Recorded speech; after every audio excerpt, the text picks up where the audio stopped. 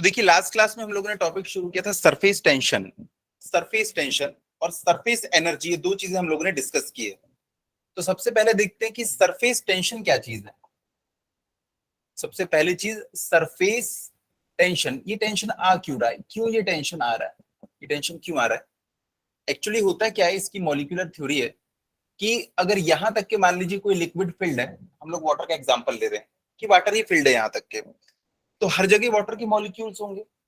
तो मैं यहाँ पे टोटल 3 मॉलिक्यूल्स बना रहा हूँ। एक मॉलिक्यूल ये है, दूसरा मॉलिक्यूल इससे थोड़ा नीचे और तीसरा मॉलिक्यूल यहाँ पे है। दो सेम टाइप के मॉलिक्यूल्स के बीच में जो फोर्स होता है उसे हम कौन सा फोर्स कहते हैं। सेम टाइप के मॉलिक्यूल, इनके बीच में जो फोर्स होता है उसे कोहेसिव फोर्स कहते हैं, कोहेसिव फोर्स। और जब डिफरेंट टाइप के मॉलिक्यूल्स रहते हैं उनके बीच जो फोर्स होता है उसे अधेसिव फोर्स कहते हैं, अधेसिव फोर्स। तो यहाँ पे देखो, ये वाला वाटर का मॉलिक्यूल है, इसके चारों तरफ भी तो वाटर के मॉलिक्यूल्स होंगे। वो सारे के सारे मॉलिक्यूल्स इसके ऊपर एक कोहेसिव फोर्स लगा रहे होंगे। तो चारों डायरेक्शन से ना इसको सेम फोर्स लगा के खींचा जा रहा है। सब इसको खींच रहे हैं अपनी तरफ, सब अट्रैक्शन का फोर्स लगा रहे हैं, सब अपनी तरफ पास बुला रहे हैं, इसलिए मैंने ऐसा एरो बनाया है। सब इसको दूर भगा रहे होते, रिपल्स कर रहे होते, तो क्या होता है, मैं इसमें एरो कैसा बनाता है, इस तरफ बनाता। सब इसको अपनी तरफ अट्रैक्ट कर रहे हैं। तो इसके ऊपर इधर वाला मॉलिक्यूल इधर फोर्स लगा रहा है, इधर वाला मॉलिक्यूल इधर फोर्स लगा रहा है। तो ये बड़े मजे से अपनी जगह पर रहता है। लेकिन ये वाला मॉलिक्यूल देखो, इसमें क्या होता है, इस डायरेक्शन वाला मॉलिक्यूल तो फोर्स लगाएगा, ये भी फोर्स लगाएगा, ये भी लगाएगा, ये भी लगाएगा, ये भी लगाएगा, लेकिन ऊपर कोई है ही नहीं फोर्स लगाने के लिए। इस वाले मॉलिक्यूल में देखो, इस डायरेक्शन में फोर्स है, इस डायरेक्शन में फोर्स, इस डायरेक्शन में फोर्स है। ये सरफेस से जस्ट नीचे है, इसके ऊपर एक ही मॉलिक्यूल है, तो बस एक ही मॉलिक्यूल इधर फोर्स लगा सकता है, बाकी के मॉलिक्यूल्स इसके ऊपर फोर्स नहीं लगा सकते।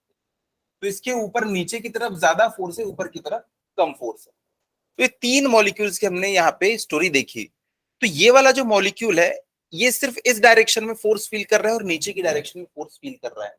तो मैंने जैसे कि आपको एग्जांपल दिया था कि बहुत सारे लोग हाथ पकड़ के खड़े हैं, नॉर्मली ऐसे खड़े हैं, और सबसे एंड वालों ने क्या किया है, दीवार को ऐसे पकड़ के रखा हुआ है, कुछ हैंडल वगैरह है। अचानक से नीचे से अगर जमीन गायब हो जाए तो क्या होगा, सबके सबके ऊपर नीचे की तरफ एक फोर्स लगेगा। वो फोर्स कौन सा होगा, mg फोर्स होगा। लेकिन अब उनके बीच में स्ट्रॉन्ग बॉन्ड बन चुका होगा, और वो उनका जो बॉन्ड होगा वो बहुत स्ट्रांग होगा, उसके ऊपर आप चल के जा सकते हैं, यहाँ पे ऐसा पैर रखते हुए। तो एक स्ट्रेच्ड मेम्ब्रेन की तरह बिहेव करेंगे। हेरा फेरी मूवी वगैरह में देखना बहुत सारा ऐसा कुछ दिखता है। तो एक स्ट्रेच्ड मेम्ब्रेन की तरह बिहेव करते हैं। तो ये एक नेचुरल फेनोमेना है कि जब नीचे की तरफ फोर्स लग रहा है ना, तो ये वाली जो सरफेस है, ये वाली सरफेस एक स्ट्रेच्ड मेम्ब्रेन की तरह बिहेव करती है, जो कि नीचे की तरफ खींच रही। इसी को हम सरफेस टेंशन कहते हैं। जैसे कि रबर की ट्रेम्पोलिन शीट होती है, वो भी देखने एकदम टाइट होती है। मॉल वगैरह में या आप जाओगे कहीं पे भी अम्यूजमेंट पार्क में, तो ट्रेम्पोलिन होता है एक, उसमें रबर की शीट होती है, उसमें हम कूदते हैं तो बहुत ऊपर तक जाते हैं। देखना वो एकदम टाइट रहती है, टेंस्ड। सोचो अगर वो टाइट ना हो तो क्या होगा, वो बाउंस बैक नहीं करेगी। तो वो टेंस्ड है, इसलिए वो बाउंस बैक आपको मिलता है। तो ये सारे के सारे फ्लूइड्स का फेनोमेना है सरफेस टेंशन। ये मटेरियल की प्रॉपर्टी होती है। मैंने आपको प्रॉमिस किया था कि इसकी वैल्यू बताऊंगा वाटर के लिए, तो इसकी वैल्यू होती है वाटर के लिए कितनी, 0.0728 न्यूटन पर मीटर। इसकी वैल्यू का क्या कोई बच्चा डाइन पर सेंटीमीटर में कन्वर्ट करके बता सकता है, डाइन पर सेंटीमीटर, डाइन पर सेंटीमीटर। सीजीएस में डाइन होती है फोर्स की यूनिट, और सेंटीमीटर होती है लेंथ की यूनिट। सीजीएस नाम से ही पता चल रहा है, सेंटीमीटर ग्राम सेकेंड। तो अगर इसे आप चाहते हैं कि ये कन्वर्ट हो जाए डाइन पर सेंटीमीटर में, डाइन पर सेंटीमीटर में, तो देखो 1 newton is equal to 10⁵ dyne. और नीचे 1 मीटर की जगह पे मैं क्या लिख सकता हूं, 10⁻² सेंटीमीटर लिख सकता हूं। बस काम खत्म। तो 0.0728 न्यूटन की जगह पे इतना डाइन, और मीटर की जगह पे इतना सेंटीमीटर। ये कटवर्ट जाएगा और आपके पास फाइनली क्या बचेगा, 72.8 डाइन पर सेंटीमीटर। ये वैल्यू आपको हमेशा क्वेश्चन में गिवन होगी, इसको याद रखने की जरूरत नहीं है। हमेशा जो भी क्वेश्चन होगा ना वाटर से रिलेटेड, तो उसमें वैल्यू आपको गिवन होगी। बस यहाँ पे हमने क्या देखा, न्यूटन पर मीटर को डाइन पर सेंटीमीटर में कैसे कन्वर्ट कर सकते हैं। ये डाइन पर सेंटीमीटर को न्यूटन पर मीटर में कन्वर्जन हमें आता है। तो हमने ये सरफेस टेंशन की चीज देखी थी। इसके बाद हम देखते हैं कि सरफेस एनर्जी क्या होता है। इसके ऊपर बहुत सारे क्वेश्चन आते हैं। तो सरफेस एनर्जी में देखो, जैसा कि सब बच्चे जानते हैं कि ये फ्लूइड की सबसे ऊपर वाली लेयर है। यहाँ का जो मॉलिक्यूल है, इसमें इस डायरेक्शन में फोर्स है, इस डायरेक्शन में, इस डायरेक्शन में, इस डायरेक्शन में, इस डायरेक्शन में। बताओ इसके ऊपर नेट फोर्स किस तरफ होगा। लेफ्ट राइट ऊपर या नीचे, ये कहाँ जाना चाहिए, इसके ऊपर नेट फोर्स किस डायरेक्शन में लग रहा है, डाउनवर्ड। क्योंकि देखो इनका जो नेट रिजल्टेंट आएगा ना वो बीचों बीच बिल्कुल नीचे की तरफ आएगा। तो इसके ऊपर जो नेट फोर्स आ रहा है वो किधर आ रहा है, नीचे। तो इसको तो यार नीचे आना चाहिए, पर ये नीचे आ नहीं पा रहा है। अब आप देखो जैसे कि एक स्प्रिंग है, मान लो एक छत से ना स्प्रिंग लटकी हुई है, इस स्प्रिंग को मैंने ऐसा पुश कर दिया, उसकी लेंथ कम हो गई है, यार उसको तो नीचे आना चाहिए, क्योंकि उसके ऊपर एक नेट फोर्स नीचे की तरफ लग रहा होगा। स्प्रिंग को जब भी आप, ये स्प्रिंग है ना, इसको मैंने देखो ऐसा कंप्रेस कर दिया, ये कंप्रेस हो गई स्प्रिंग, ऊपर निकली, इसको मत देखो, ये स्प्रिंग की एक्चुअल लेंथ थी, ऊपर नहीं निकल रही है, ठीक है। स्प्रिंग को मैंने कंप्रेस कर दिया, ये देखो दबा के रखा है मैंने, कंप्रेस हो गई। तो इसके ऊपर नेट फोर्स किस डायरेक्शन में लगना चाहिए, जैसे ही मैं छोड़ूंगा इसको, नीचे की तरफ। लेकिन मैंने इसको यहाँ पे होल्ड करके रखा हुआ है, तो इसके पास कुछ स्टोर हो गया है, उसे हम क्या कहते हैं, पोटेंशियल एनर्जी। तो यहाँ पे भी इन मॉलिक्यूल्स के पास में कौन सी एनर्जी होती है, पोटेंशियल एनर्जी होती है, पोटेंशियल एनर्जी। क्योंकि ये सरफेस के मॉलिक्यूल है, इसलिए इसे हम सरफेस पोटेंशियल एनर्जी कहते हैं। और इतना लंबा चौड़ा नाम हमें अच्छा नहीं लगता, तो हम पी को भी हटा के सिर्फ इसको सरफेस एनर्जी कहते हैं। तो इनके पास एनर्जी होती है, क्योंकि नेट फोर्स नीचे लग रहा है लेकिन हम इनको ऊपर पुश करके रखे हुए, तो इनके पास नेट कुछ एनर्जी है जिसे हम सरफेस एनर्जी कहते हैं।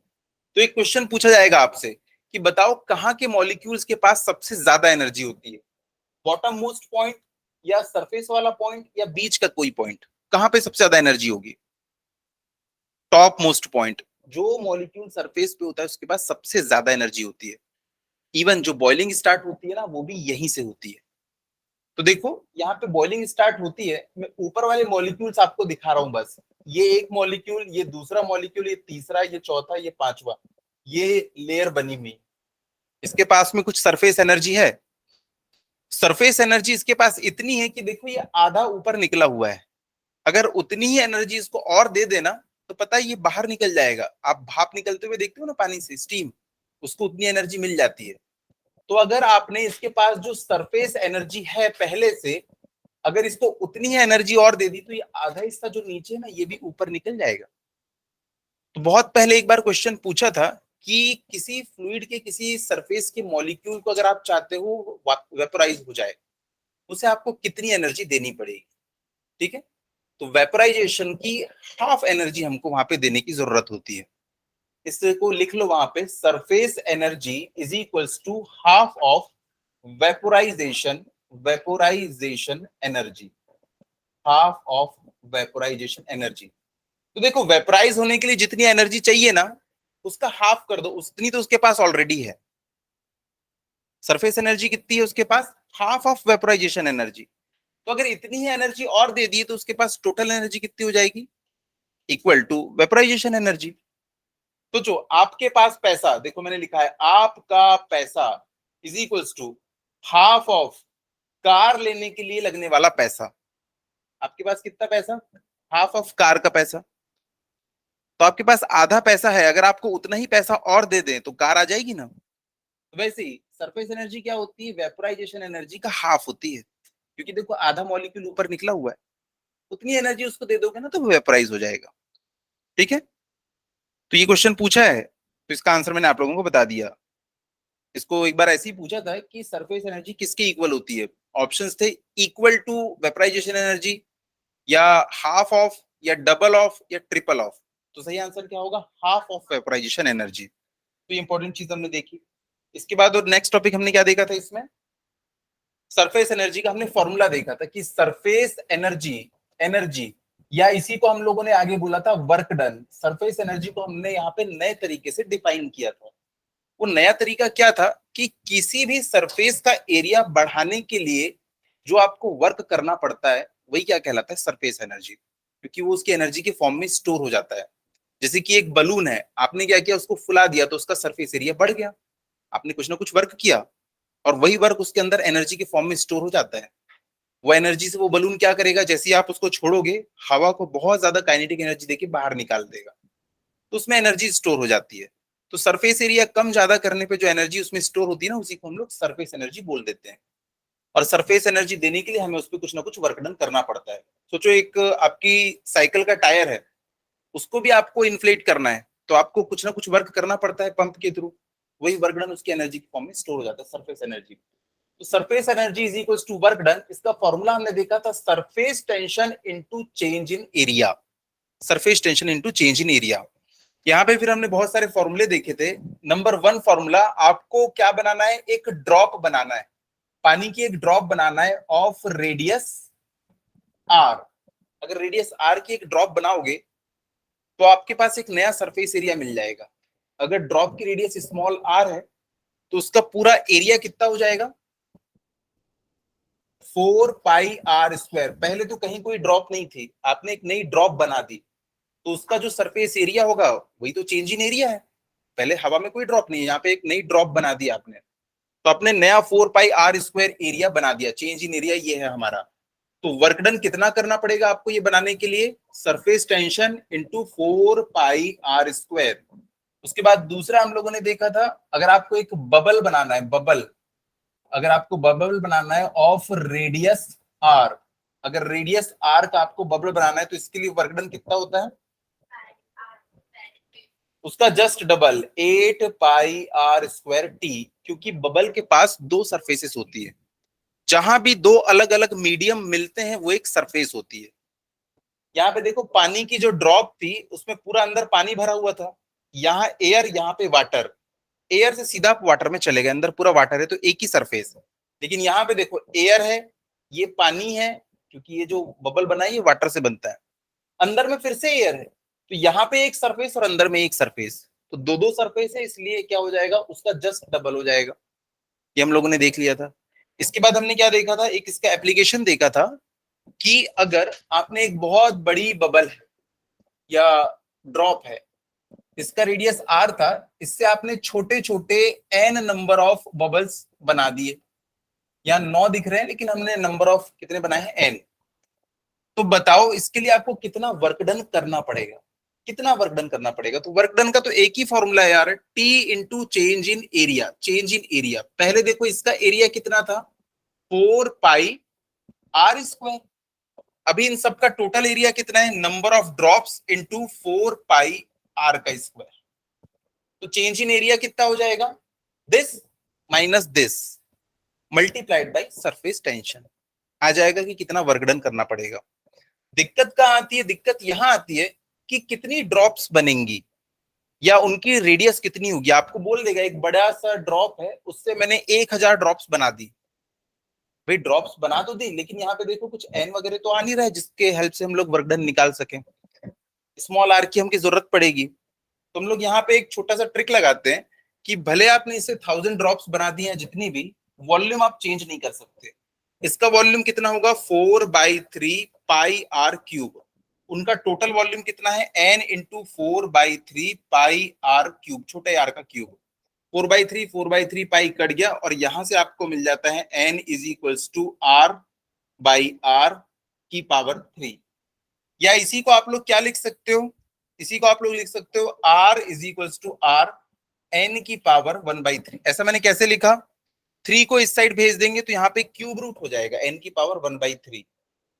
यहाँ पे r/r बचेगा, फिर ये r को ऊपर ले आया ऐसा दिखेगा, और यहाँ n⁻⁻⁰ को नीचे ले गया तो ऐसा हो जाएगा। तो ये वाला फॉर्मूला आपको यूज करना है और बताना है कि कितना यहाँ पे वर्क डन मिलेगा। तो यहाँ पे work done is equals to क्या हो जाएगा, surface tension into change in area, 4πr² into n minus 4πr²। तो W इज इक्वल्स टू 4π को मैंने कॉमन निकाल लिया, 4π, तो अंदर क्या बचेगा, nr² माइनस r²। ठीक है, तो यहां से हम लोग क्या करेंगे, हमें n की वैल्यू तो क्वेश्चन में गिवन होगी, यहां से हम लोग r की वैल्यू भी निकाल लेंगे और सॉल्व कर लेंगे इसको। कितना क्लियर है, पक्का। ये यहां से हम लोग और क्या कर सकते हैं, r² को भी कॉमन निकाल सकते हैं। देखो फॉर्मूले को ना कुछ कुछ बुक्स में और शॉर्ट करता है, 4π, अगर इसने r² को कॉमन निकाल लिया तो यहाँ पे क्या बचेगा, nr² अपॉन r² माइनस 1। और r/r कितना होता है, r/r n⁻⁻⁰ होता है, तो 1/3 की पावर 2 हो जाएगा क्योंकि यहाँ पे स्क्वायर है। देखो इस वाले फॉर्मूले से r/r इसको नीचे ले आओ, कितना हो जाएगा ये 1/n की पावर 1/3। इधर भी स्क्वायर कर दो तो इधर भी स्क्वायर हो जाएगा, और वहां पे देखो r² ही है ना।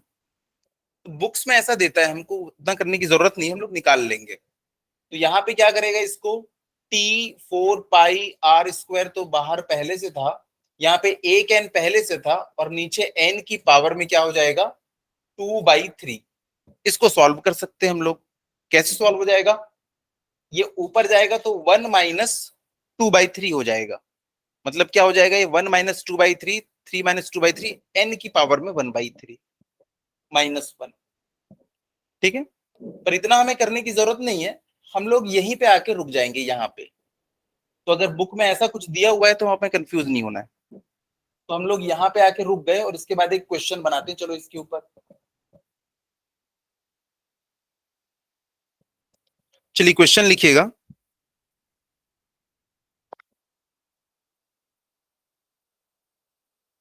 A liquid drop of diameter 4 mm, a liquid drop of diameter 4 mm breaks into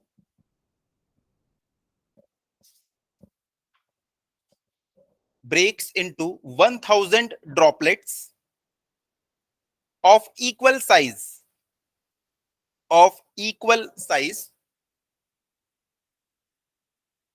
calculate the resultant change in surface energy.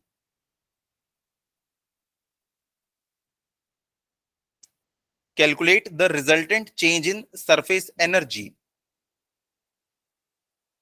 comma, the surface tension of liquid is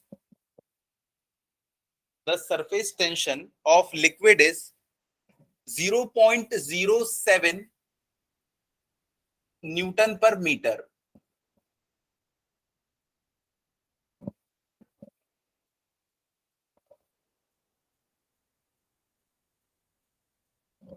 ऐसी 1000 ड्रॉप्स बन गई।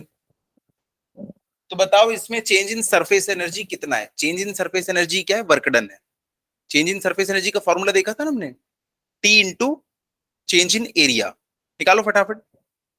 अब इस क्वेश्चन में देखो आपको क्या क्या दे रखा है। कैपिटल आर की वैल्यू आपको दे रखी है 4 mm, यहाँ पे आपको एन की वैल्यू दे रखी है 1000, यहाँ पे आर की वैल्यू हमें पता नहीं है, हम क्या करेंगे, स्मॉल आर की वैल्यू पता नहीं। हाँ निकालिए। इसको हम क्या लिख सकते हैं, 4 × 10⁻³ मीटर। ऐसा इसलिए हमने किया क्योंकि यहाँ पे जो सरफेस टेंशन है ना, सरफेस टेंशन वो आपको दिया हुआ है किसमें, न्यूटन पर मीटर में दिया हुआ है।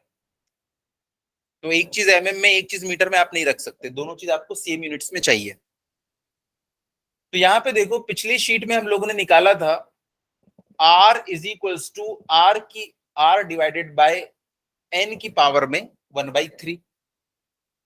जस्ट पीछे ये देखो यहाँ पे हम लोगों ने किया है ये R = R अपॉन n की पावर 1/3। तो यहाँ से स्मॉल r की वैल्यू कितनी आ जाएगी, 0.4 × 10⁻³ डिवाइडेड बाई 1000 की पावर 1/3। तो ये क्या हो जाएगा, 4 × 10⁻³ 1000 का क्यूब रूट कितना आ जाएगा,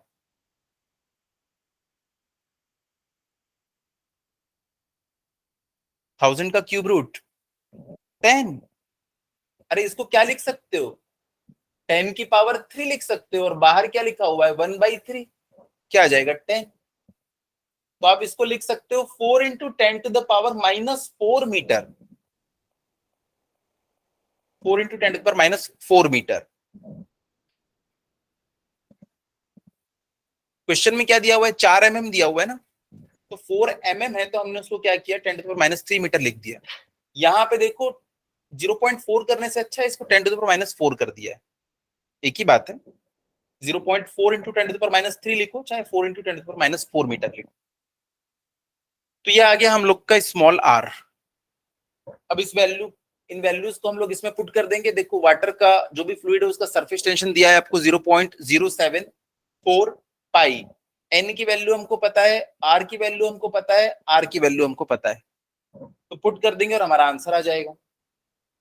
तो चेंज इन सरफेस एनर्जी या वही work done is equals to 0.07 into 4 into 3.14 bracket के अंदर क्या था, n, यानी कि 1000 इंटू 4, इनका क्या है, स्क्वायर है, 4 इंटू 10⁻⁻⁴ का स्क्वायर माइनस 4 इंटू 10⁻⁻³ का स्क्वायर। इसमें वैल्यूज आप पुट कर देंगे और आंसर आ जाएगा। किसी का आंसर आया?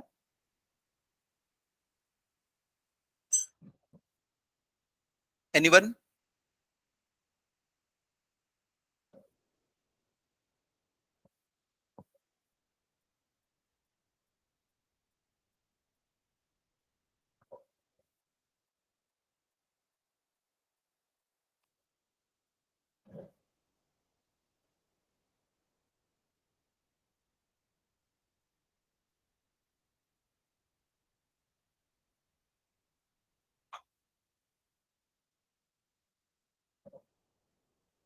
हुआ calculation?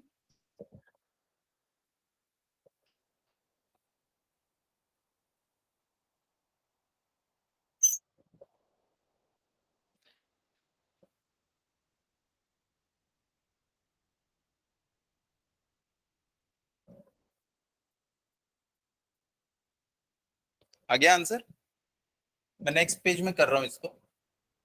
W is equals to 0.07 into 4 into pi into 1000, 4 into 10⁻⁻⁴ का स्क्वायर माइनस 4 इंटू 10⁻⁻³ का square, 0.07 into 4 into pi 1000 into 16 into 10⁻⁻8 minus 16 into 10⁻⁻6। 1000 से मल्टीप्लाई हो जाएगा ये, तो क्या बन जाएगा, 16 इंटू 10⁻⁻5 माइनस 16 इंटू 10⁻⁻6।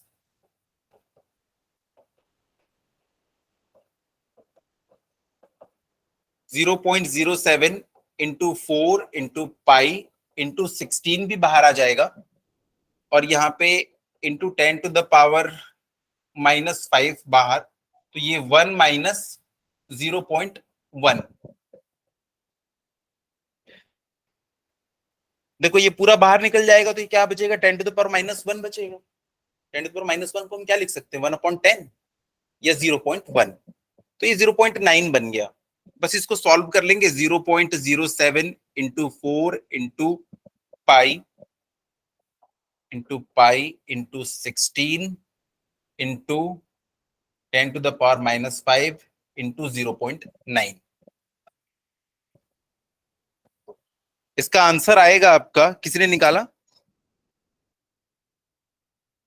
इसको मल्टीप्लाई बस करना है और इसका आंसर आ जाएगा 3168 इंटू 10⁻⁻8 जूल। 3168 into 10⁻⁻8 joule. तो 5 मार्क्स में ऐसा क्वेश्चन आता है। तो क्वेश्चन का जिस्ट आप लोग समझ गए कि कैसे इसको सॉल्व करना है। वो चाहता है कि एक बार आप n का यूज करके सबसे पहले स्मॉल r की वैल्यू निकालो और यहाँ पे चेंज इन सरफेस एनर्जी के फॉर्मूले में पुट कर दो, बस फिर आपको सॉल्व करना है। ठीक है, सेम क्वेश्चन आपको ऐसा पूछ सकता है कि 1000 छोटी छोटी ड्रॉप्स मिलके एक बड़ी ड्रॉप बन गई, तो बताओ इसमें कितना वर्क डन हमें मिला होगा। बूंदों को छोटा छोटा करने के लिए हमें वर्क करना पड़ता है, और छोटी छोटी जब बूंदे बड़ी बनती है ना, तो वर्क डन हमें मिलता है अपोजिट। तो सेम फॉर्मूला लग जाएगा, बस अब हम क्या बोलेंगे, वर्क डन हमें मिला है। ठीक है, चलो नेक्स्ट टॉपिक लिखिएगा। नेक्स्ट टॉपिक, इसी में कुछ इंपॉर्टेंट पॉइंट्स लिख लो नोट करके।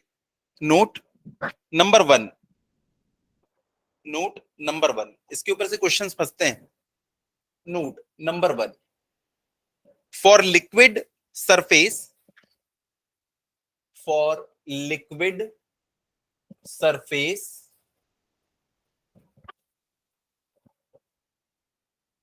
फॉर लिक्विड सरफेस,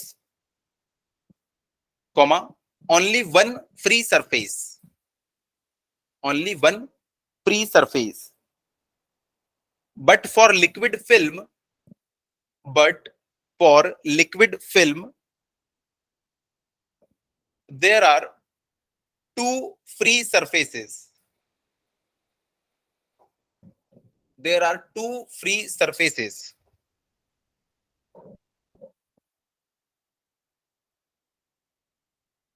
नेक्स्ट लिखिएगा, next, a soap film is formed, number 2 है, a soap film is formed in a wire frame, in a wire frame, full stop, a loop of thread is lying, a loop of thread is lying, lying, lying, lying on the film, on the film. If the film inside loop is broken,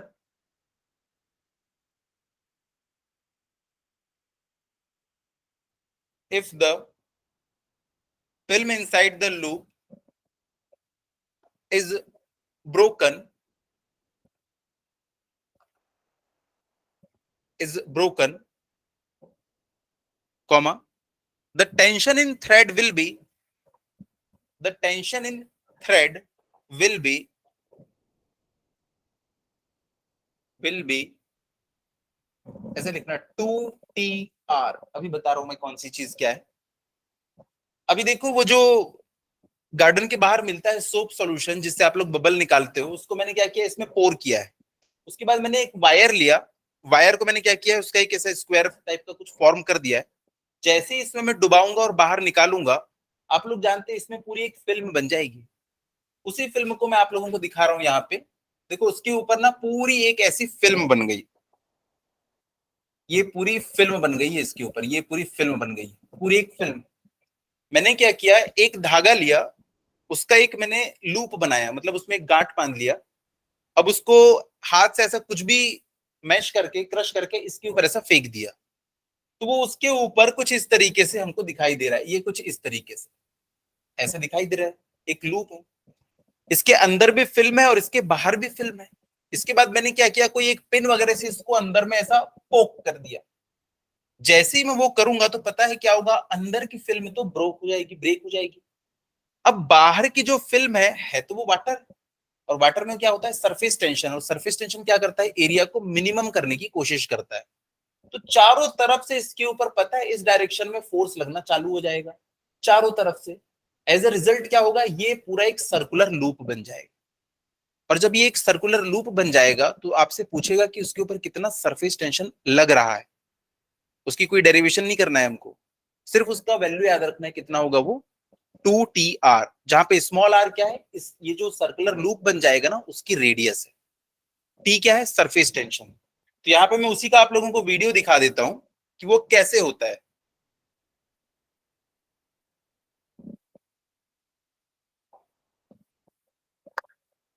तो इस video को देखो, ये होता कैसे है।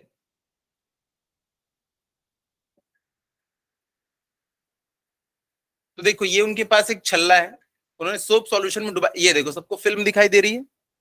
अब इस फिल्म में वो क्या करेंगे, एक धागा रख देंगे जो एक क्लोज लूप में, उसको भी उन्होंने ना सोप सॉल्यूशन से डुबा के निकाला हुआ है। अब देखो वैसे ही रखा हुआ है, उसको थोड़ा सा ठीक कर रहे हैं, वो अच्छे से रखाया नहीं है। अब देखो उसको जैसे ही उन्होंने अंदर पोक किया, तो देखो चारों तरफ से लिक्विड फिल्म ने क्या किया, उसको अपनी तरफ खींचने लगी, सरफेस टेंशन। एक और उन्होंने रखा है, देखो उसके ऊपर भी वैसे ही काम करेंगे वो, ये देखो वो भी एक सर्कुलर लूप।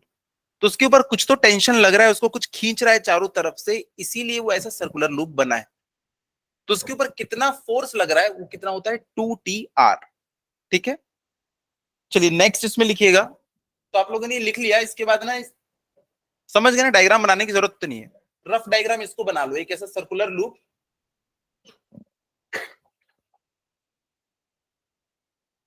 उसके बाद इसको ऐसा बना लेना,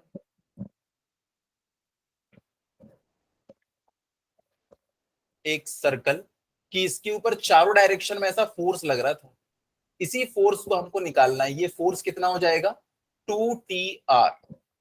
यही फोर्स जो है वो 2Tr। कई बार ऑब्जेक्टिव में ना पूछ लेता है 1 मार्क में कि सर्कुलर लूप है, उसको ब्रेक कर दिए तो कितना आ जाएगा, 2Tr। 2Tr। उसके बाद लिखेंगे नंबर 3। नंबर 3 में हमको कुछ लिखने की जरूरत नहीं है, आप समझ जाओगे मैं जब बनाऊंगा। अगर एक मैंने बबल लिया है जिसकी रेडियस R1 है, प्लस दूसरा मैंने बबल लिया है इसकी रेडियस R2 है, इन दोनों ने एक साथ फॉर्म होके एक बड़ा बबल बना लिया जिसकी रेडियस क्या है, R। तो यहाँ पे R इज इक्वल्स टू क्या हो जाएगा, R1 का स्क्वायर प्लस R2 का स्क्वायर। ठीक है। जब दो छोटे बबल मिलके एक नया बबल बनाते हैं, बड़ा बबल, तो उस बबल की रेडियस कितनी होगी, √R1 का स्क्वायर प्लस R2 का स्क्वायर। ये फॉर्मूला याद रहेगा। इनकी कोई डेरिवेशन नहीं है, बस इसके ऊपर कभी कभार क्वेश्चन पूछ लेता है। जैसे एक क्वेश्चन बार बार पूछता है कि एक बबल था जिसकी रेडियस थी 3 सेंटीमीटर, एक बबल था जिसकी रेडियस थी 4 सेंटीमीटर, तो जो नया बबल बनेगा उसकी रेडियस कितनी हो जाएगी, 5। 3 4 5 का ना एक पेयर होता है, ये 3 4 5। तो 3 का स्क्वायर 9, 4 का स्क्वायर 16, 16 + 9 = 25, √25 कितना हो जाएगा, 5 सेंटीमीटर। तो एक न्यूमेरिकल भी हमने कर लिया। इसके बाद अगला है कि एक बड़ा बबल था और इसके पास एक छोटा बबल था। ये देखो छोटा बबल, जब ये दोनों बबल एक दूसरे के आसपास आते हैं तब क्या होता है, इनकी एक कॉमन सरफेस बन जाती है, एक कॉमन सरफेस। वो मैं आपको कॉमन सरफेस दिखा रहा हूं यहाँ पे। देखो ये पुराना वाला बबल और ये वाला बबल, दोनों बबल हल्का हल्का पिचक जाते हैं। मैं इसको थोड़ा सा और अच्छे से पिचका के दिखाता हूँ।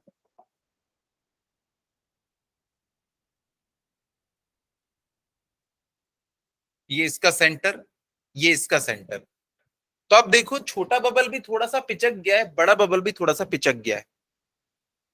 देख पा रहे हैं आप लोग यहाँ। तो देखो यहाँ पे रेडियस ऑफ कर्वेचर अलग थी, यहाँ पे रेडियस ऑफ कर्वेचर अलग थी, इस सरफेस पे ना रेडियस ऑफ कर्वेचर अलग होगी, रेडियस ऑफ कर्वेचर अलग होगी। अगर मैं इसको और थोड़ा अच्छे से दिखाऊं आपको तो ये कुछ इस टाइप का हो जाएगा, ये ऐसा, ये ऐसा। तो एक रेडियस ये है, एक रेडियस ये है, और ये एक अलग रेडियस का यहाँ पे सर्कल बनने की कोशिश कर रही है। जो सरफेस है ना इसकी रेडियस अलग होती है, इसका कर्वेचर थोड़ा सा अलग होता है। इसी रेडियस ऑफ, इसी कर्वेचर की ना आपको रेडियस पूछेगा, इसके लिए एक वर्ड यूज करता है कोलेस, कि दो बबल आपस में एक दूसरे के साथ चिपके हुए हैं, उन्होंने एक कॉमन सरफेस बनाई है, इसी को क्या कहा जाता है, कोलेस्क। अगर कोलेस्क बना है यहाँ पे तो बताओ उस सरफेस का रेडियस ऑफ कर्वेचर कितना होगा।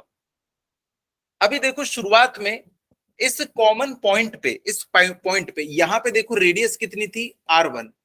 इस पॉइंट पे रेडियस कितनी थी, R2। लेकिन जब ये दोनों आपस में चिपक जाते हैं ना तो यहाँ पे ऑलमोस्ट फ्लैट टाइप की एक सरफेस बनती है, almost flat.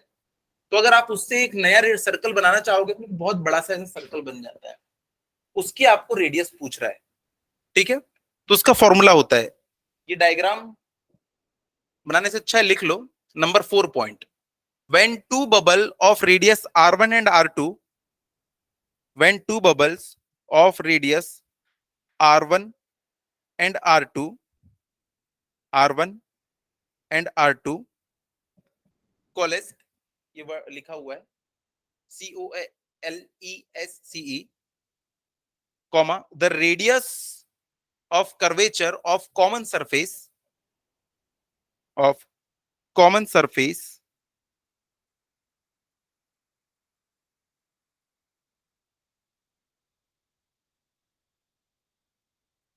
is given by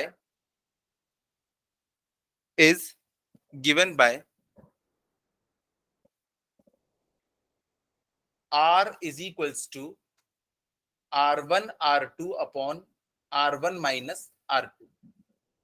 नीचे याद रखना बड़े रेडियस माइनस छोटा रेडियस। तो रेडियस ऑफ कॉमन सरफेस क्या हो जाएगी, उसका फॉर्मूला हो गया R is equal to R1 R2 upon R1 minus R2। थोड़ा सा बोर लग रहा है क्या? इनकी कोई डेरिवेशन नहीं, इनका सीधा डायरेक्ट फॉर्मूला है। ठीक है, चलो अगला लिखिएगा पॉइंट। मतलब अभी 4 पॉइंट हमारे खत्म हो गए नोट के। अब अगला है हमारा एक्सेस प्रेशर। टॉपिक का नाम लिखिएगा एक्सेस प्रेशर। इसके ऊपर बहुत क्वेश्चन पूछता है। Excess pressure, EXCESSPRESURE।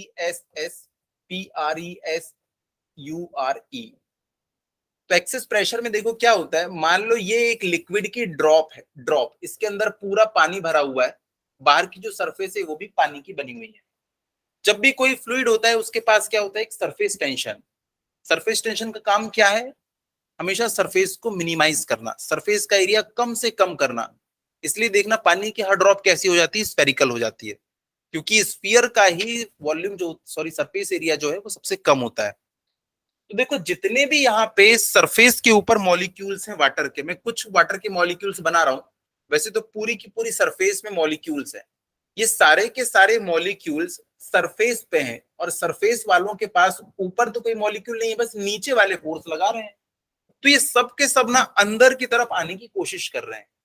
आप खुद सोचो, क्लास में बहुत सारे बच्चे बैठे हैं, और जो सबसे बाहर बच्चे बैठे हैं उन्होंने हाथ अपने ऐसे बांध लिए हैं, और वो ऐसे अंदर आने की कोशिश कर रहे हैं। तो क्या होगा, आप लोगों में अंदर क्या होगा, प्रेशर बढ़ना शुरू हो जाएगा।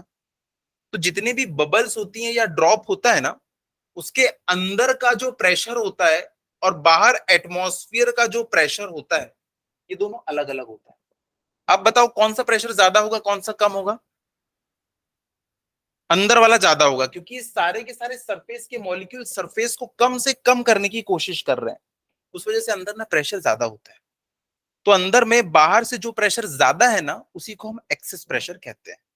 तो यहाँ पे एक्सेस प्रेशर का फॉर्मूला क्या हो जाता है, P in minus P out. अभी लिखो मत, इसी को मैं लिखवाऊंगा। सारे के सारे मॉलिक्यूल्स अंदर की तरफ इसको प्रेशर लगा रहे हैं, तो अंदर का प्रेशर ज्यादा हो जाता है, बाहर का प्रेशर कम है। इसी प्रेशर डिफरेंस को हम क्या कहते हैं, एक्सेस प्रेशर कहते हैं। जैसे आप बलून में हवा जब भी भरते हैं, तो बलून जो उसका इलास्टिक है वो अंदर में प्रेशर लगा रहा है या नहीं? इसलिए तो जैसी बलून को आप छोड़ते हैं उसके अंदर से बहुत तेजी से हवा बाहर निकलती है, क्योंकि अंदर प्रेशर ज्यादा है। क्यों? क्योंकि बलून जो है ना वो उसको अंदर से ऐसे दबाने की कोशिश कर रहा है। तो बबल जो है या ड्रॉप है, उसकी बाहर की सरफेस भी क्या करती है, उसको ऐसी दबाने की कोशिश करती है। लिखिएगा, हेडिंग है excess pressure on a curved liquid surface. Excess pressure on on a curved liquid surface. Curved liquid surface लिखिएगा, due to the property of surface tension, due to the property of surface tension, due to the property of surface tension, a drop or bubble, a drop or bubble tends to contract, tends to contract, छोटे से छोटा होने की कोशिश करते हैं, tends to contract and so compress, and so compress the matter inside, and so compress the matter inside, अंदर वाले मैटर को कंप्रेस कर देते हैं, उस वजह से अंदर प्रेशर बढ़ जाता है। बाहर से जो प्रेशर ज्यादा है उसी को हम क्या कहते हैं, एक्सेस प्रेशर कहते हैं। याद रखना, बच्चे क्या करते हैं, अंदर वाला प्रेशर निकाल देते हैं और बोलते हैं ये एक्सेस प्रेशर है। नहीं, दिस माइनस आउटसाइड प्रेशर, जो एक्स्ट्रा है ना उसी को हम एक्सेस प्रेशर कहेंगे। ठीक है, फुल स्टॉप करके लिखना, दिस दिस इन टर्न, मतलब बदले में, this in turn increases the internal pressure, increases the internal pressure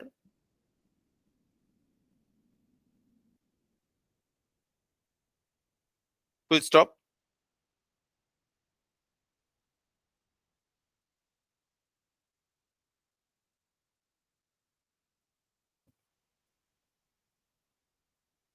pressure inside the bubble, pressure inside the bubble or drop is greater than outside, is greater than outside pressure,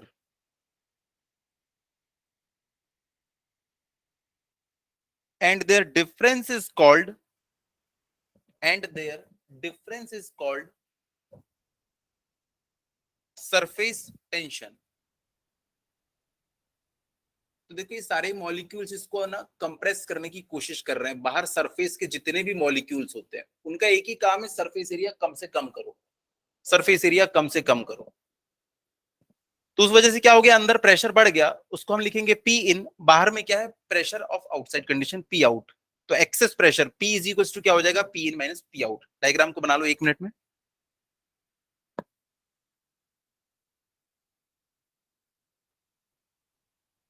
बन गया?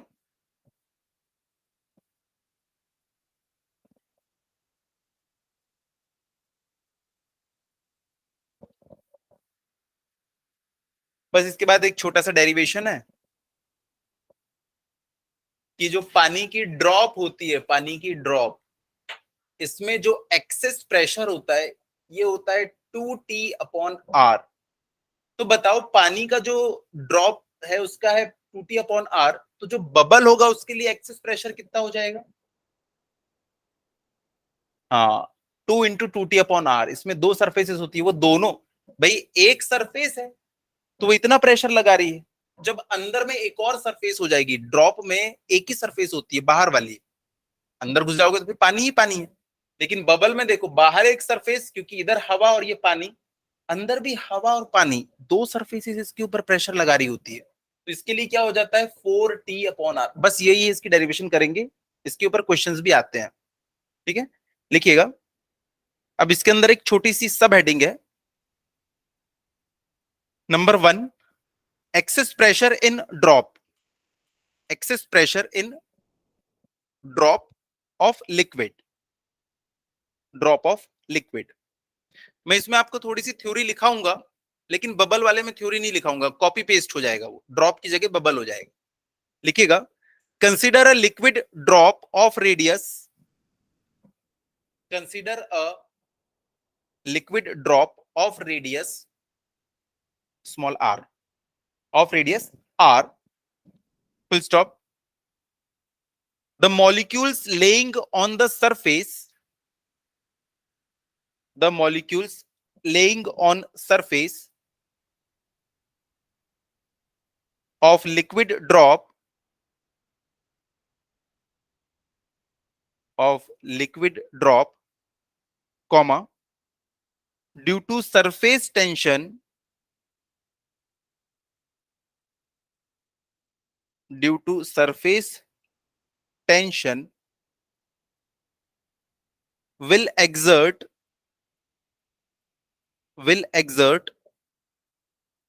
inward normal force, will exert inward normal force। फिर next line में लिखना, let T is equals to surface tension of liquid,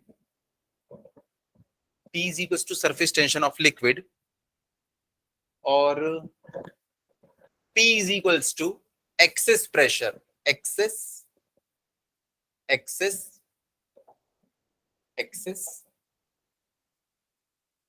pressure inside drop. अभी हम drop का case देख रहे हैं, ठीक है। फिर लिखिएगा, एक काम करो, बाजू में एक डायग्राम भी बना लो, डायग्राम पहले पूरा देख लो। ये एक ड्रॉप है पानी की, ये एक पानी की ड्रॉप है, इसके अंदर में जो प्रेशर है एक्सेस प्रेशर, देखो मैंने पी इन नहीं लिखा है, P in minus P out, जो बचा कुछ है ना वो है कौन सा, एक्सेस प्रेशर। अब ये एक्सेस प्रेशर क्या काम करेगा सोचो, ये इसको कॉन्ट्रैक्ट करने की कोशिश करेगा या इसको एक्सपांड करने की कोशिश करेगा? ये एक्सेस प्रेशर है, बचा हुआ वाला प्रेशर, ये एक्सपांड करने की कोशिश करेगा, एक्सेस प्रेशर है ये। P in minus P out, बचा वाला प्रेशर है ये। तो ये क्या करेगा, एक्सपांड करने की कोशिश करेगा। अगर ये एक्सपांड करने की कोशिश करेगा तो मान लो अभी रेडियस आर है, इसकी कोशिश ये रहेगी कि ये इसकी रेडियस को थोड़ा सा बढ़ा दे। कितना बढ़ा दे, इसकी कोशिश ये है कि वो थोड़ा सा डी आर बढ़ा दे। इसका काम यही है ना, ये कोशिश भले नहीं बढ़ा पाएगा लेकिन काम क्या कर रहा है, उसकी रेडियस को बढ़ाने की कोशिश कर रहा है। अगर बढ़ाने की कोशिश कर रहा है, और सोचो अगर इसने बढ़ा दिया तो इसने कुछ ना कुछ वर्क किया होगा। उस वर्क को हम कैसे देंगे, फोर्स इंटू डिस्प्लेसमेंट से, पहली बात। और दूसरी बात, वर्क डन हम लोग एक और तरीके से निकाल सकते हैं। क्या है वो तरीका, टी इंटू डेल्टा है। दो तरीके हमारे पास लिक्विड्स के लिए। पहला वर्क डन तो कैसे होता है, फोर्स इंटू डिस्प्लेसमेंट। और दूसरा तरीका क्या होता है वर्क डन, सरफेस एनर्जी वाला, टी इंटू डेल्टा है। बस दोनों से हम निकाल के दोनों को इक्वेट कर देंगे और हमारे पास आंसर आ जाएगा। ठीक है, लिखिएगा नेक्स्ट लाइन में, ये डायग्राम को बना लो।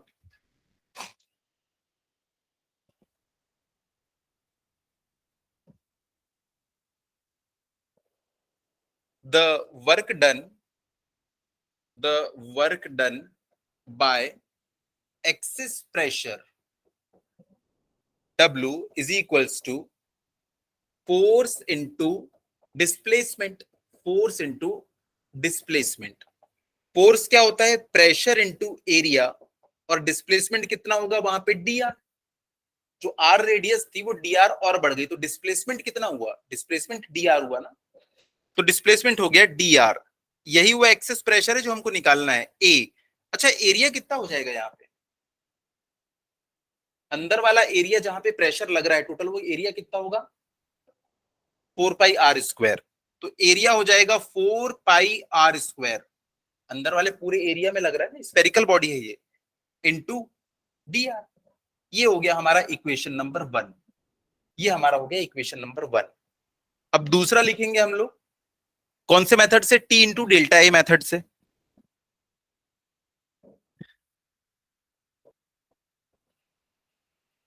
फिर से मैं लिखता हूं, work done by excess pressure, excess pressure can also be given by work done is equals to T into change in area, T into change in area। Change in area कितना हो गया देखो, 4 पाई r+dr का square. जो नया वाला जो बनेगा स्फीयर, उसकी रेडियस कितनी होगी, r+dr। तो उसका सरफेस एरिया भी कितना होगा, 4 पाई r+dr का स्क्वायर, नई वाली रेडियस। माइनस, हमें चेंज इन एरिया निकालना है, तो नया वाला एरिया माइनस पुराना वाला एरिया। पुराना वाला एरिया कितना था, 4 पाई r का स्क्वायर। अब मैं यहां से 4 पाई को कॉमन निकाल लेता हूं, तो देखो क्या बचेगा, t इंटू 4 पाई, अंदर बचेगा r² प्लस dr का square plus 2r dr minus r²। इस ब्रैकेट को मैंने ओपन कर दिया 4 पाई को कॉमन निकालने के बाद, तो देखो r² से r² कट जाएगा। तो मैं इसको काट देता हूं, r² से r² से r² कट गया, एक पॉजिटिव एक नेगेटिव है। नेक्स्ट लाइन में लिखना, नेक्स्ट लाइन में जो हम लोग ये चेंज लेते हैं, ये डी आर, ये बहुत छोटा चेंज होता है कि बहुत बड़ा चेंज होता है, बहुत छोटा। जिसके सामने भी डी लग गया ना, मतलब वो बहुत छोटा है, बहुत छोटा। और बहुत छोटे का भी आपने स्क्वायर कर दिया तो वो और क्या हो जाएगा, और भी ज्यादा छोटा। जैसे आप देखो 0.00001, ये बहुत छोटा है। अगर आपने इसका स्क्वायर कर दिया तो पता है ये क्या बन जाएगा, और छोटा बन जाएगा। 0.001 का स्क्वायर मतलब उसी को उससे एक बार और मल्टीप्लाई कर दिया आपने। तो देखो डी आर वैसे ही बहुत छोटा था, आपने उसका स्क्वायर कर दिया, तो इसको अब हम लोग क्या करेंगे, नेग्लेक्ट कर देंगे, ताकि हम लोग आराम से कैलकुलेशन कर सकें। तो नेक्स्ट लाइन में लिखना, being very small, being very small, neglecting D R square, neglecting D R square. तो हमारे पास क्या बचेगा यहाँ पे, t into 4 pi into 2r dr, ये हो गया हमारा इक्वेशन नंबर 2। ये हो गया हमारा इक्वेशन नंबर 2। फिर नेक्स्ट लाइन में लिखना कंपेयरिंग इक्वेशन 1 एंड इक्वेशन 2। इसको मल्टीप्लाई करके 8 वेट मत कर देना, इक्वेट करेंगे तो 4 पाई से 4 पाई कट जाएगा। कंपेयरिंग इक्वेशन 1 एंड इक्वेशन 2, दोनों को कंपेयर करो, दोनों को इक्वेट करो और पी की वैल्यू निकालो जरा।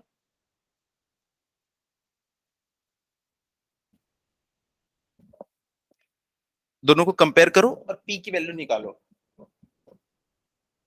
Comparing equation 1 and 2, p into 4 pi R square D R is equals to t into 4 pi into 2r dr। दोनों साइड से क्या क्या कट रहा है? 4 पाई से 4 पाई कट गया, dr से dr कट गया, एक r से ये स्क्वायर उड़ गया, तो क्या बचा यहां से p इज इक्वल्स टू, एक r यहां बचा है अभी, 2t by are, 2t by are. तो एक ड्रॉप के अंदर एक्सेस प्रेशर कितना होता है? 2t upon R, 2t upon R. T क्या है? सरफेस टेंशन, जो भी लिक्विड की ड्रॉप है उसी का सरफेस टेंशन। अब इसके बाद हमें बबल के लिए निकालना है, तो बबल के लिए चेंज कहां आ जाएगा?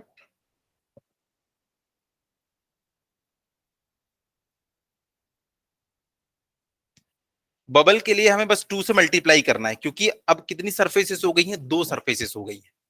ठीक है, लिखिएगा फॉर, जैसे नंबर 1 हमने किसके लिए लिखा था? एक ड्रॉप के लिए, उसके लिए लिखिएगा नंबर 2, फॉर अ बबल,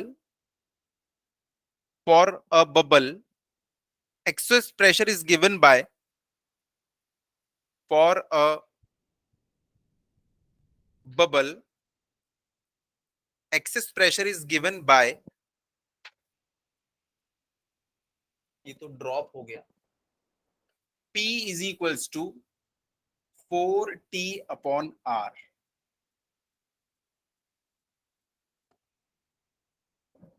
तो देखो ये वाली जो हमने डेरिवेशन की है, इसमें कहां कहां चेंज आएगा अगर मैं इसको बबल के लिए करना चाहूं? कि यहां पे कुछ चेंज आएगा क्या? अभी बाहर से भी प्रेशर लग गया क्या कोई एक्सेस? वो तो अंदर ही लग रहा है। यहाँ पे एरिया कितना होगा? सेम यही होगा, 4 पाई आर स्क्वायर। बलून है, बलून में अंदर से जो प्रेशर लग रहा है वो अंदर की सरफेस पे लग रहा है ना, बाहर की सरफेस पे भी वो एक्सेस प्रेशर बाहर निकल के लगाता है क्या? नहीं, वो तो हमेशा अंदर ही लगना है, तो इसमें 2 का मल्टीप्लीकेशन नहीं होगा। लेकिन चेंज इन एरिया जब निकालोगे तो बाहर की सरफेस भी बड़ी हो गई और अंदर की सरफेस भी बड़ी हो गई। तो पहले सिर्फ बाहर की सरफेस बड़ी हो रही थी तो हमने ये वाला लिखा था, अब अंदर की सरफेस भी बड़ी हो गई, तो टोटल चेंज इन एरिया कितना हो जाएगा? Just double. तो पूरी उसकी डेरिवेशन एज इट इज रहेगी। आप यहां पे आके क्या कर दोगे? मल्टीप्लाइड बाई 2, और उसका रीजन जस्टिफाई कर दोगे कि बबल में दो सरफेसेस होती हैं, इसलिए हमने एरिया कितना लिया है? जस्ट डबल लिया है। बस यहाँ पे multiplied by 2, change in area में यहाँ पे मल्टीप्लाइड बाई 2। बस यहाँ पे आपको एक एक्स्ट्रा 2 मिलेगा, वही क्या करेगा? उसको 4t बाई आर बना देगा। तो इसकी अलग से डेरिवेशन की जरूरत नहीं है, आपने वो कर लिया, इसको आप कर सकते हैं। तो चाहो तो घर जाके आप उसके लिए आधा पेज छोड़ के खुद से करके देख लेना। यहाँ पे एक 2 लिखोगे, अपने आप 4t बाई आर आ जाता है। जो थ्योरी हमने लिखी है उसमें बबल की ड्रॉप की जगह बबल लिख देंगे, खत्म। ठीक है,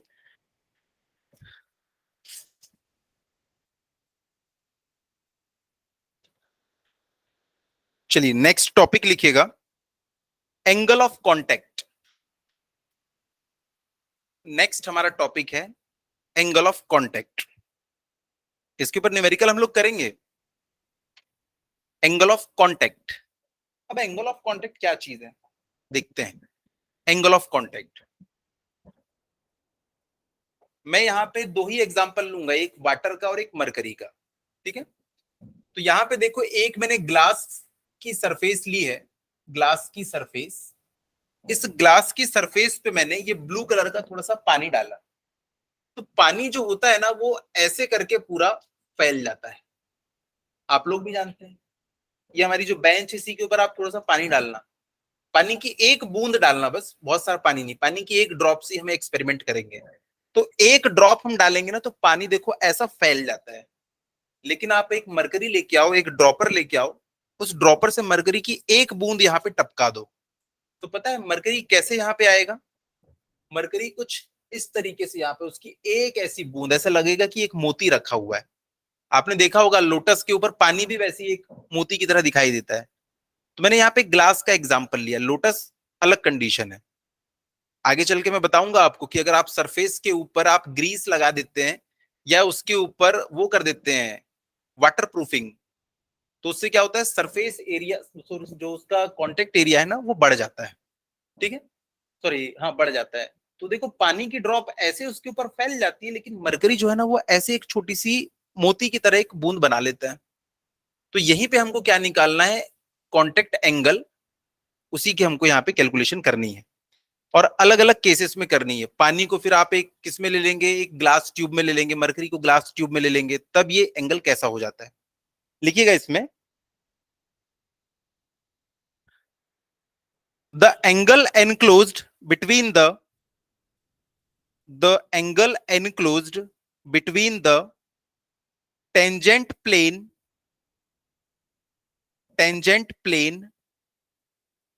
at the liquid surface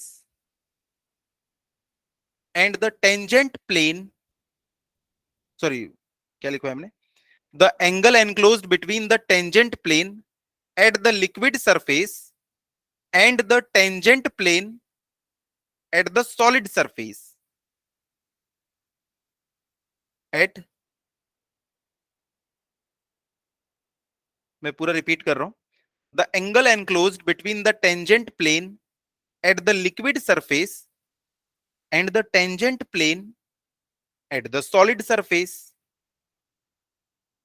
at the point of contact, at the point of contact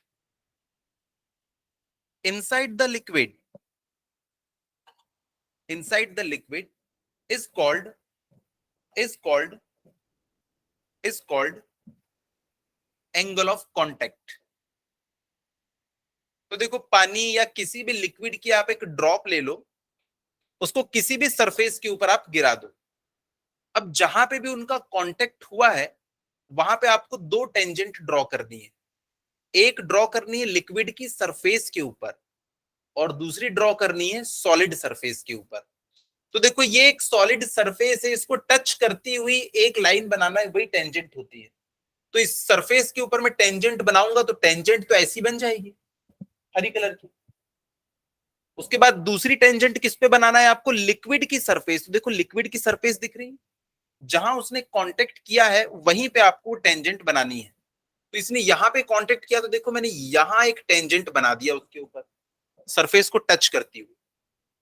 अब दोनों टेंजेंट के बीच का जो एंगल होता है ना, उसी को हम क्या कहते हैं, एंगल ऑफ कांटेक्ट। लेकिन बच्चे बोलेंगे यहाँ पे तो दो एंगल्स दिखाई दे रहे हैं, एक एंगल ये वाला दिख रहा है और एक एंगल ये वाला दिख रहा है, कौन सा एंगल लेंगे?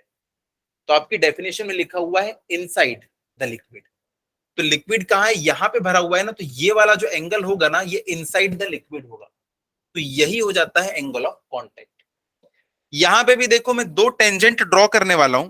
पहली टेंजेंट मैंने ड्रॉ करी इस सरफेस के ऊपर, दूसरी टेंजेंट देखो ये यहां पे इसको टच कर रहा है, ये देखो दूसरी टेंजेंट ऐसी ड्रॉ होगी, लिक्विड उसको ऐसे टच कर रहा है।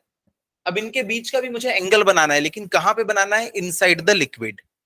तो देखो ये है लिक्विड, इनसाइड द लिक्विड इनके बीच का एंगल थीटा। तो देखो मरकरी में ये एंगल 90 डिग्री से ज्यादा होता है और वाटर में वो एंगल 90 डिग्री से कम होता है। तो वाटर हमेशा क्या करता है, एक्यूट एंगल बनाता है, और मरकरी क्या करता है, हमेशा ग्लास के साथ में ऑब्ट्यूस एंगल बनाता है। तो एंगल ऑफ कांटेक्ट का मतलब समझ गए कश्यपी, किसके किसके बीच का एंगल होता है?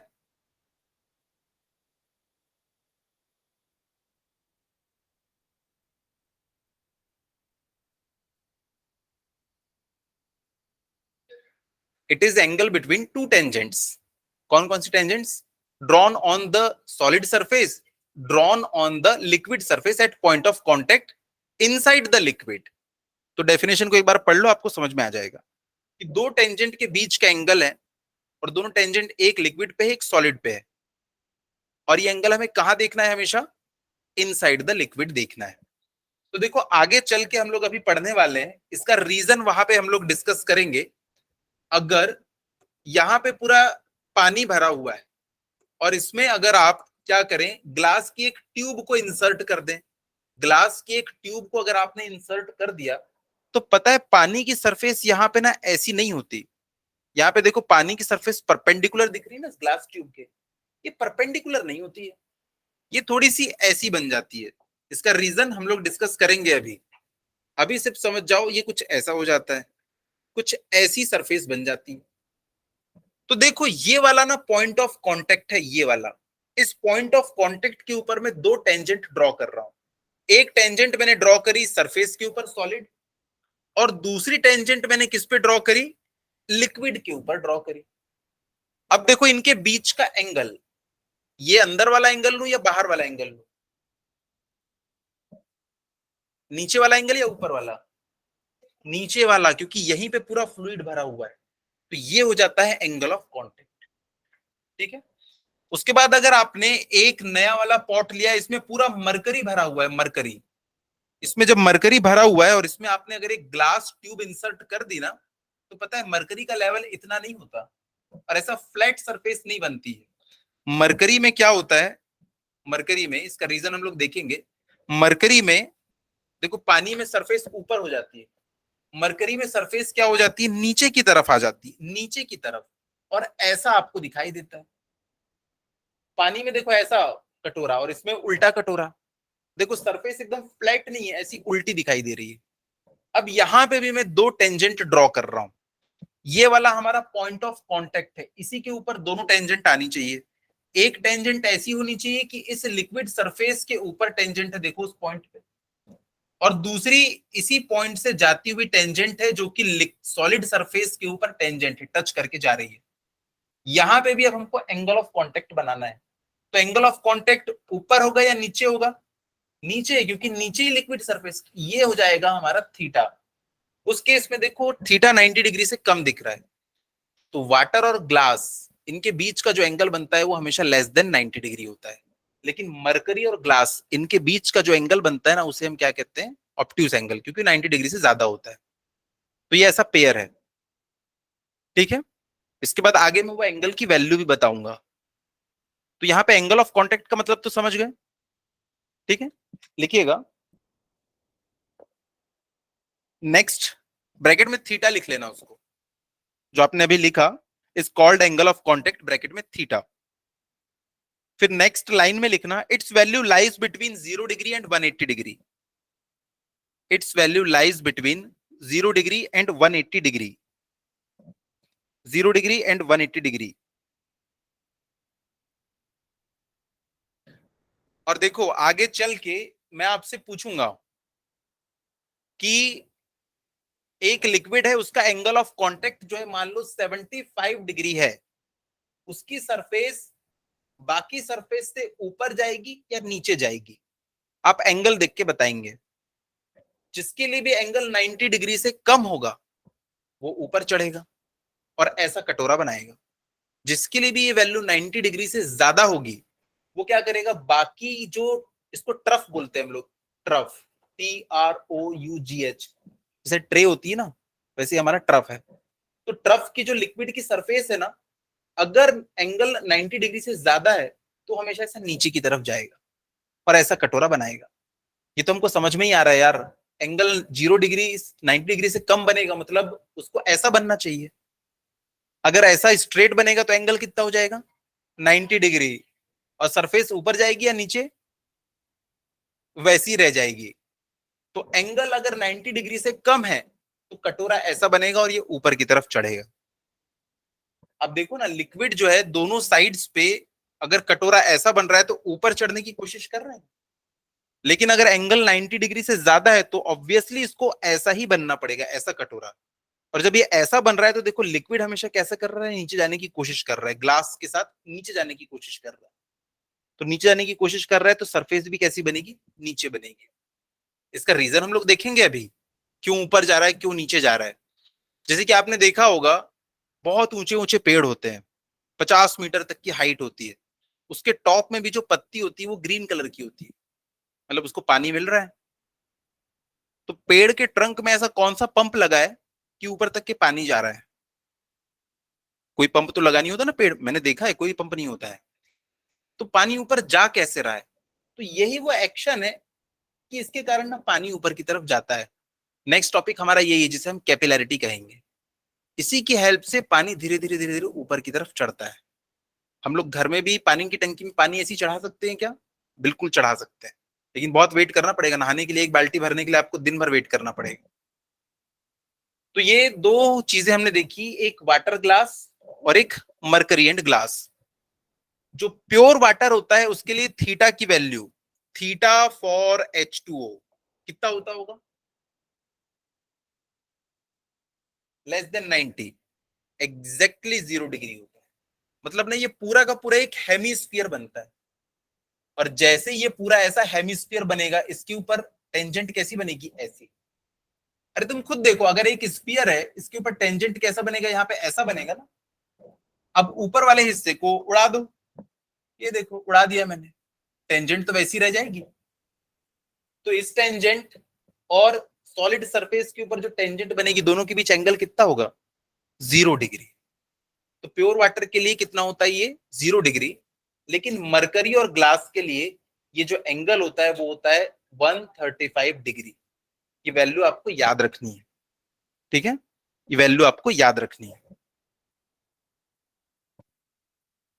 चलिए अब हम लोग देखते हैं इसका रीजन, कि वो ऊपर क्यों चढ़ता है और इसमें नीचे की तरफ क्यों आता है। इसको बड़े प्यार से समझना, ये नेचुरल फेनोमेना है, ठीक है?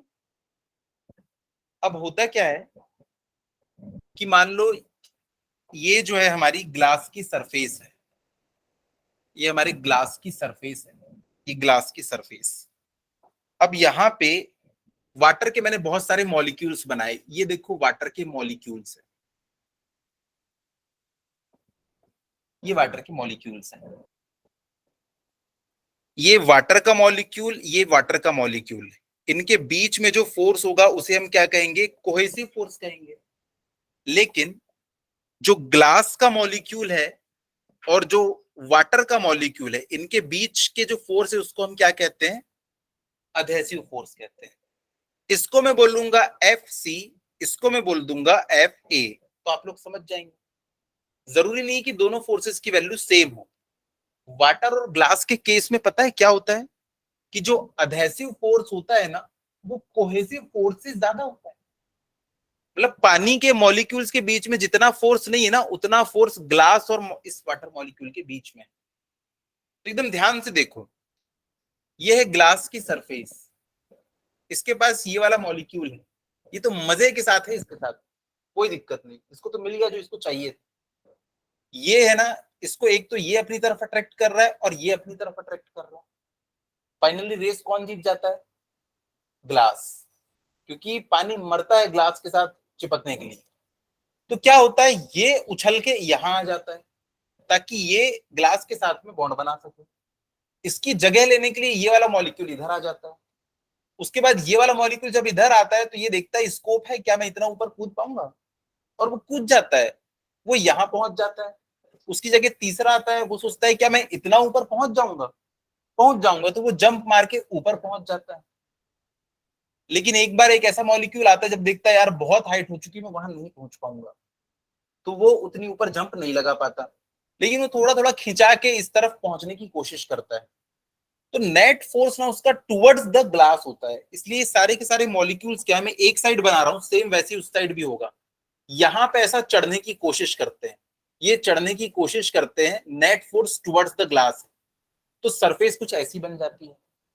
इसमें भी वैसी ही होगा, जिसमें अधेसिव फोर्स ज्यादा, तो देखो वो उससे चिपकने की कोशिश कर रहा है।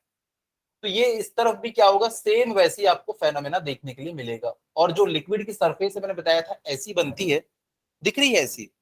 क्या जो हम पानी पीते हैं ग्लास में, कांच का ग्लास, क्या उसमें भी ऐसा होता है? होता है। अपना मैग्नीफाइंग ग्लास लेके देखना करीब से, आपको दिखेगा। अगर आपको एकदम क्लियर देखना है बिना ग्लास के, मैग्नीफाइंग ग्लास के, तो आप किस में देखोगे? केमिस्ट्री लैब में जाना, जो आपके पास में टेस्ट ट्यूब वगैरह होती है, जितना कम इसका डायमीटर होगा ना, आपको उतना क्लियर ये दिखाई देगा, जितना कम डायमीटर उतना क्लियर। ठीक है, तो ये फेनोमेना हमने देख लिया। और इसका जस्ट अपोजिट किस में होगा? मरकरी और ग्लास में। अब देखो मैं नेक्स्ट एग्जांपल उसी का बना रहा हूं कि मरकरी और ग्लास के साथ में क्या होगा। यहाँ पे ये देखो, ये ग्लास है हमारा, और अब यहाँ पे मैंने मरकरी बना दिया। ये मरकरी के मॉलिक्यूल्स हैं, ये मरकरी के मॉलिक्यूल्स हैं। इनमें आपस में फोर्स बहुत ज्यादा होता है। ये क्या करते हैं? ग्लास से हमेशा दूर भागने की कोशिश करते हैं। तो ये बोलेगा कि मैं इधर नहीं रह सकता, इसको ये बाकी की तरफ देखो, यहाँ पे इतने सारे मॉलिक्यूल्स हैं, यहाँ पे ये ग्लास है, ये भी इसको खींच रहा है, ये भी इसको खींच रहा है, ये भी इसको खींच रहा है, ये भी इसको खींच रहा है। सिर्फ ये बाजू वाले के ऊपर फोर्स नहीं लगाते। हमारी अर्थ क्या सिर्फ मेरे ऊपर फोर्स लगा रही है? आप सबके ऊपर भी लगा रही है ना। सिर्फ मून के ऊपर नहीं लगा रही है, वो जुपिटर तक के ऊपर फोर्स लगा रही है, सबके ऊपर फोर्स लगता है। तो इस मॉलिक्यूल के ऊपर ये भी लगा रहा है, ये भी, ये भी, ये भी। ये देखता है यहाँ तो ग्लास है, इससे हमें कोई मतलब नहीं है। ये क्या करता है? उछल के यहाँ पे चला जाता है, इनके बीचों बीच, सबके बीच में आ जाएगा, ये सबका प्यार पाएगा। वैसे ये भी उछल के बीच में आ जाता है, इनके बीच में रहने की कोशिश करता है, ज्यादातर कांच से ज्यादा दूर और इनके आसपास। ये उछल उछल के यहाँ पे चढ़ना शुरू कर देते हैं, और सरफेस आपको ना ऐसी थोड़ी सी बंजी टाइप की दिखाई देगी, ऐसी सरफेस हो जाएगी। तो हमें ऐसा लगता है कि ये ऐसा कुछ दिखाई दे रहा है। कितना क्लियर है? तो यहाँ पे खेल किसका है? कोहेसिव फोर्स और अधेसिव फोर्स का, बस। जिसमें, अच्छा एक बात बताओ, अगर कोहेसिव फोर्स और अधेसिव फोर्स दोनों की वैल्यू सेम होगी, तो वो लिक्विड वैसा बनेगा या ऐसा बनेगा? वो एकदम फ्लैट रहेगा, क्योंकि दोनों सेम है यार। उसके लिए जैसा ग्लास वैसा दूसरा मॉलिक्यूल। अगर ग्लास ज्यादा अच्छा लग रहा है तो देखो वैसे ऊपर चढ़ जाएगा, अगर खुद के मॉलिक्यूल से ज्यादा प्यार है तो वो ऐसे चढ़ जाएगा, नहीं जाएगा ग्लास के पास। ठीक है, तो ये रीजन हमने देखा, जो मैंने यहाँ आप लोगों को बताया था। तो यहाँ पे देखो, जो ये इसकी सरफेस बन रही है, ये इसी के ऊपर मैंने देखो ये वाला आपको ये टेंजेंट ड्रॉ किया, ये ड्रॉ किया, ये अंदर तो पूरा लिक्विड है, ये एंगल आपको दिखाया, जो कि कितना आ गया था? 135 डिग्री। समझ में आ रहा है? पक्की बात? चलो नेक्स्ट फिर लिखिएगा, इसमें हेडिंग है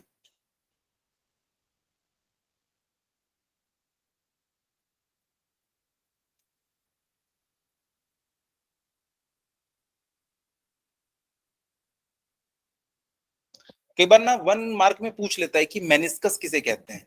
मेनिस्कस, यहाँ पे देखो, ये वो वाला हिस्सा जो कि ना डिस्टर्ब हो गया है और यहाँ पे चढ़ने की कोशिश कर रहा है, या वो वाला हिस्सा जो डिस्टर्ब होके इधर भागने की कोशिश कर रहा है, उसी को हम क्या कहते हैं? मेनिस्कस कहते हैं। ठीक है, इसको मेनिस्कस एंगल भी कहते हैं, एंगल ऑफ कांटेक्ट को। तो लिखिएगा meniscus, meniscus, MENISCUS, meniscus. The free surface of a liquid, the free surface of a liquid which is near, which is near the wall, WALL, near the wall of vessel, near the wall of vessel, and which is curved because of surface tension, curved because of surface tension, is called,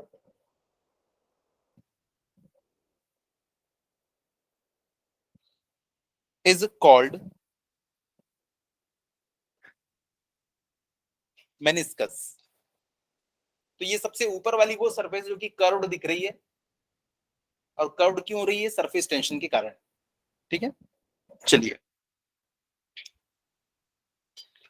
next topic लिखिएगा,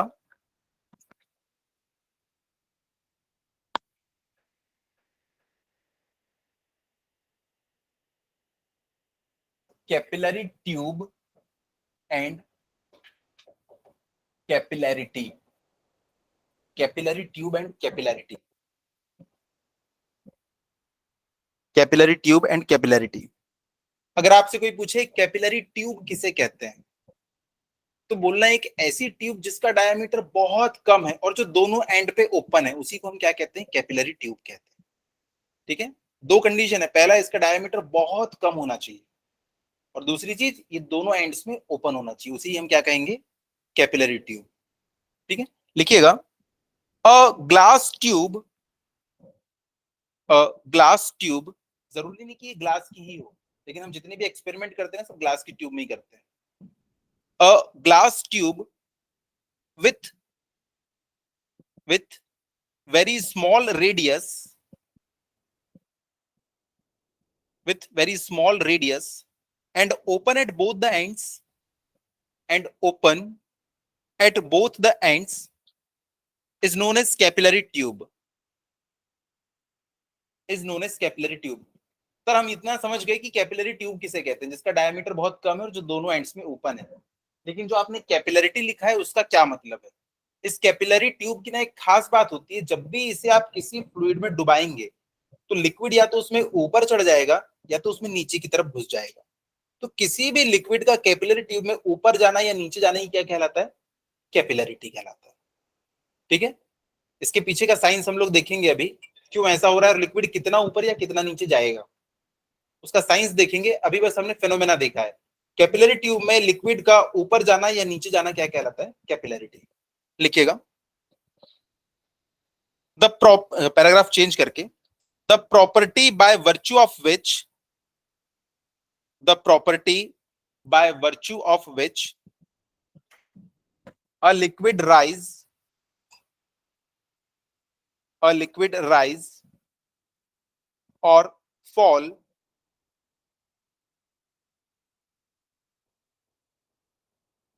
in a capillary tube, in a capillary tube is known as capillarity,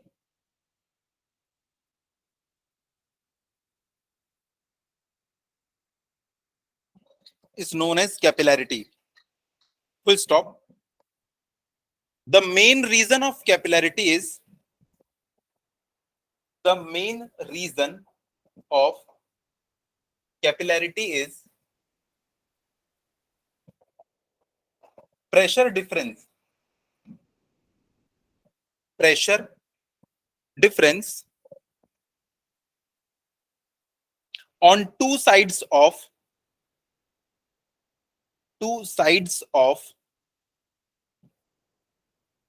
bracket में लिखना concave and convex, bracket में concave and convex, bracket close, curved surface of liquid, curved surface of liquid, curved surface of liquid. अच्छा एक चीज देखो, यहाँ पे एक बॉक्स है, इस बॉक्स में ना बीचों बीच मैंने एक रबर की शीट लगा के रखी है। देखो ये येलो कलर की शीट है, रबर की शीट है, ये फ्लेक्सिबल। अब मैंने कुछ ऐसा किया, दोनों साइड में ना हवा फिल की, इस साइड भी मैंने हवा फिल करी, इसको मैंने पार्टीशन 1 नाम दे दिया, इसको मैंने पार्टीशन 2 नाम दे दिया। और हवा फिल करने के कारण ये जो रबर की ट्यूब थी, अब ये पता है कैसी हो गई? ये थोड़ी सी ऐसे टाइप की हो गई, ऐसी हो गई, ये ऐसी। यहां का प्रेशर है P1 और यहां का प्रेशर है P2। तो बताओ P1 बड़ा होगा या P2 बड़ा होगा? ऑब्वियसली P2 बड़ा होगा, ऑब्वियसली P2, तभी तो इसने इसको इधर दबा दिया। अच्छा एक बात बताओ, इसमें दो साइड से, एक है कॉन्केव और एक है कॉन्वेक्स, किसके साइड कॉन्केव है, किसके साइड कॉन्वेक्स है? हाँ, इस साइड क्या है? ये कॉन्केव, और इस साइड क्या है? ये कॉन्वेक्स। आप इधर से आके टकराओगे तो आपको देखो केव जैसा दिख रहा है ना, गुफा जो होती है शेर की, केव दिख रहा है वैसा, अंदर घुस जाओगे इसके केव में, तो ये कॉन्केव है। और पीछे साइड देखो आप आओगे तो आपको ऐसा उभार दिख रहा है, तो ये कौन सा साइड कहलाता है? कॉन्वेक्स। तो प्रेशर हमेशा किस साइड ज्यादा होगा? कॉन्केव साइड, बस इसी में काम खत्म। प्रेशर हमेशा किस साइड ज्यादा होगा? कॉन्केव साइड ज्यादा होगा, प्रेशर हमेशा कॉन्केव साइड ज्यादा होगा। तो यहाँ पे देखो मैं दो लोकेशन बना रहा हूँ, एक है लोकेशन नंबर 1, एक है लोकेशन नंबर 2। बताओ प्रेशर कहाँ ज्यादा होगा, 1 में या 2 में? 1 में, क्योंकि इस साइड ही देखो कॉन्केव दिख रहा है, साइड तो कॉन्वेक्स है। यहाँ पे भी मैंने दो लोकेशन बनाई है, एक है 1 और एक है 2। प्रेशर किस साइड ज्यादा होगा? 2 में ज्यादा होगा प्रेशर। 2 में प्रेशर ज्यादा होगा क्योंकि उस साइड क्या है, कॉन्केव है। पर यहाँ बच्चों को ना थोड़ी सी दिक्कत आती है कि सर जब प्रेशर यहाँ ज्यादा है तो ये ऊपर क्यों खिंचा रहा है, यहाँ पे जब प्रेशर ज्यादा है तो ये नीचे क्यों आ रहा है। ये डाउट आता है, इसको हम लोग अभी सॉल्व करेंगे। बस इतना समझ जाओ, जिस साइड कॉन्केव सरफेस उस साइड प्रेशर जो होता है वो ज्यादा होता है। वही मैंने आपको लिखवाया है लास्ट पैराग्राफ में। ठीक है, तो ये हम लोगों ने कैपिलरिटी एक्शन को अभी डिफाइन किया है कि कैपिलरी ट्यूब में जब ऊपर नीचे जाता है फ्लूइड तो उसी को हम क्या कहते हैं, कैपिलरिटी। और ये क्यों होता है, प्रेशर डिफरेंस के कारण होता है। और प्रेशर किस साइड ज्यादा होता है, हमेशा कॉन्केव साइड ज्यादा होता है, कॉन्वेक्स साइड कम होता है। तो प्रेशर डिफरेंस के कारण ये ऊपर नीचे जा रहा है। चलिए इसी में अब नेक्स्ट हेडिंग दीजिएगा, calculation of capillary rise. Calculation of capillary rise. Calculation of capillary rise.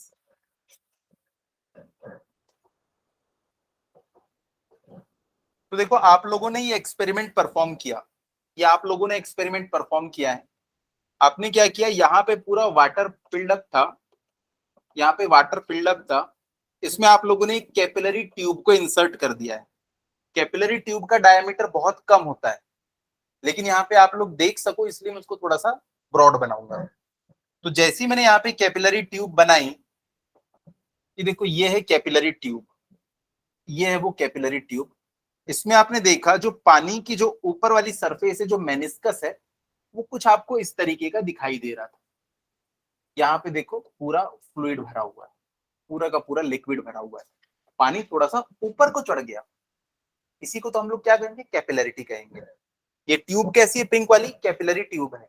और ये जो एक्शन है जिसके कारण ये ऊपर चला गया, उसी को हम क्या कहते हैं, कैपिलरिटी कहते हैं।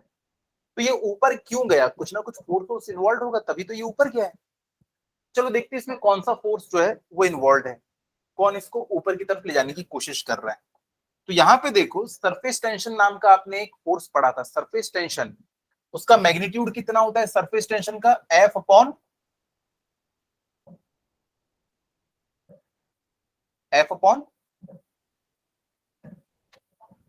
फोर्स पर यूनिट। बताओ, कोई रिवीजन नहीं, कुछ नहीं। इसकी यूनिट क्या होती है सरफेस टेंशन की, न्यूटन पर मीटर। तो नीचे क्या होगा, length. Surface tension is equals to force पर यूनिट लेंथ, फोर्स पर यूनिट लेंथ। याद करके आना चाहिए ना पढ़ के। देखो आप लोग की तरफ से भी सपोर्ट चाहिए, ताली बजाना है तो दोनों हाथ चाहिए, नहीं तो एक हाथ से सिर्फ चुटकी बजती है, इससे सिर्फ कौन आता है, वेटर आता है, इधर आओ, है कि नहीं। तो दोनों हाथ से ताली बजती है, तो आप लोग को भी पूरा सपोर्ट करना है। तो सरफेस टेंशन होता है F upon L, force upon length. और सरफेस टेंशन की मैंने आपको मैग्नीट्यूड भी बताया था, डायरेक्शन भी बताई थी। ये तो होता है उसका मैग्नीट्यूड, मैग्नीट्यूड। और इसकी डायरेक्शन क्या होती है, टेंजेंशियल। टेंजेंशियल भी और परपेंडिकुलर भी, वाह। Tangential to surface. कितनी बार हम लोग बना रहे हैं कि जो वाटर के मॉलिक्यूल से देखो उसको ऐसा खींचने की कोशिश कर रहे हैं, वो टेंजेंशियल टू सरफेस होता है। तो ये दो उसकी प्रॉपर्टीज हैं। यहां पे भी देखो टेंजेंशियल टू सरफेस लगेगा। तो ये जो फ्लूइड की ये वाली लेयर है, देखो सबसे ऊपर वाली लेयर, इसमें भी सरफेस टेंशन कैसा होगा, टेंजेंशियल टू द सरफेस होगा। अब टेंजेंशियल टू सरफेस ये तो ऊपर भी हो सकता है और ये नीचे भी हो सकता है। तो इसकी डायरेक्शन ऊपर होगी या नीचे होगी, ये ऊपर की तरफ खिंचा रहा है, यानी कि सरफेस टेंशन की डायरेक्शन क्या होगी, ऊपर की तरफ होगी। सरफेस टेंशन ही इसको खींचने की कोशिश कर रहा है। ये देखो ना मॉलिक्यूल सब इधर जाने की कोशिश कर रहे हैं, इस डायरेक्शन में एक फोर्स लगा रहे हैं, चढ़ने की कोशिश कर रहे हैं। तो सरफेस टेंशन की डायरेक्शन कैसी है, ऐसी। सरफेस टेंशन की डायरेक्शन कैसी है, ऐसी। ये देखो ये सरफेस के ऊपर मैंने एक टेंजेंट ड्रॉ कर दी, ये सरफेस है, सरफेस के ऊपर ऐसी टेंजेंट ड्रॉ होती है, ये ऐसी टच करके जो गुजर जाए, टेंजेंट मैंने ड्रॉ कर दी। तो ये है सरफेस टेंशन। इधर भी टी लिख दिया और इधर भी टी लिख दिया। तो टोटल कितने टेंशन लग रहे हैं,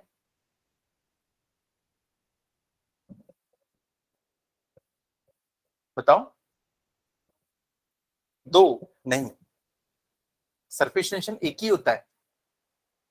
ये क्या है, आप एक कटोरी को एज्यूम करो, यहाँ पे ये ऊपर कैसा सा कटोरा जैसे दिख रहा है ना, चारों तरफ ऊपर की तरफ में देखो ऐसा सरफेस टेंशन लग रहा है, इमेजिन करो ऐसा पूरा का पूरा कटोरा ऊपर की तरफ जा रहा है ना पानी का, तो surface tension through out the surface यहाँ पे लग रहा है ऊपर की तरफ, ऐसा बाहर की तरफ ऐसा इंक्लाइन। लेकिन यहाँ पे मैंने उसको कट करके दिखाया इसलिए आपको इधर और इधर का दिख रहा है, अदरवाइज वो पूरे के पूरे ऊपर में लगा हुआ है सरफेस टेंशन। कितनी लेंथ में लगा होगा वो भाई, जितनी इसका पेरीमीटर है उसी के ऊपर लगा होगा, पूरा का पूरा ये पानी का कटोरा ऊपर जा रहा है। आप इमेजिन तो कर पा रहे हो ना इसको, ये पानी का ऐसा कटोरा जैसे ये ऊपर की तरफ बढ़ रहा है, ये चारों तरफ पूरी पेरी फेरी में पानी ऊपर चढ़ने की कोशिश कर रहा है। सोचो एक कुएं में सारे के सारे बच्चे हैं, जब वो ऊपर चढ़ने की कोशिश करेंगे तो सिर्फ दो साइड से ऊपर चढ़ेंगे कि चारों तरफ से ऊपर चढ़ेंगे? चारों तरफ से ऊपर चढ़, तो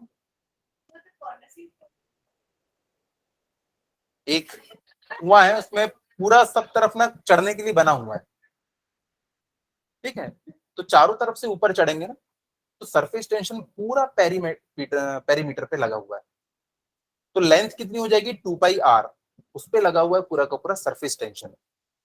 तो देखो मैंने ऐसा एज्यूम किया कि ये वाला जो एंगल है वो थीटा है, तो ये वाला एंगल भी कितना हो जाएगा थीटा, ये वाला एंगल अगर थीटा है तो ये वाला एंगल भी कितना हो जाएगा थीटा।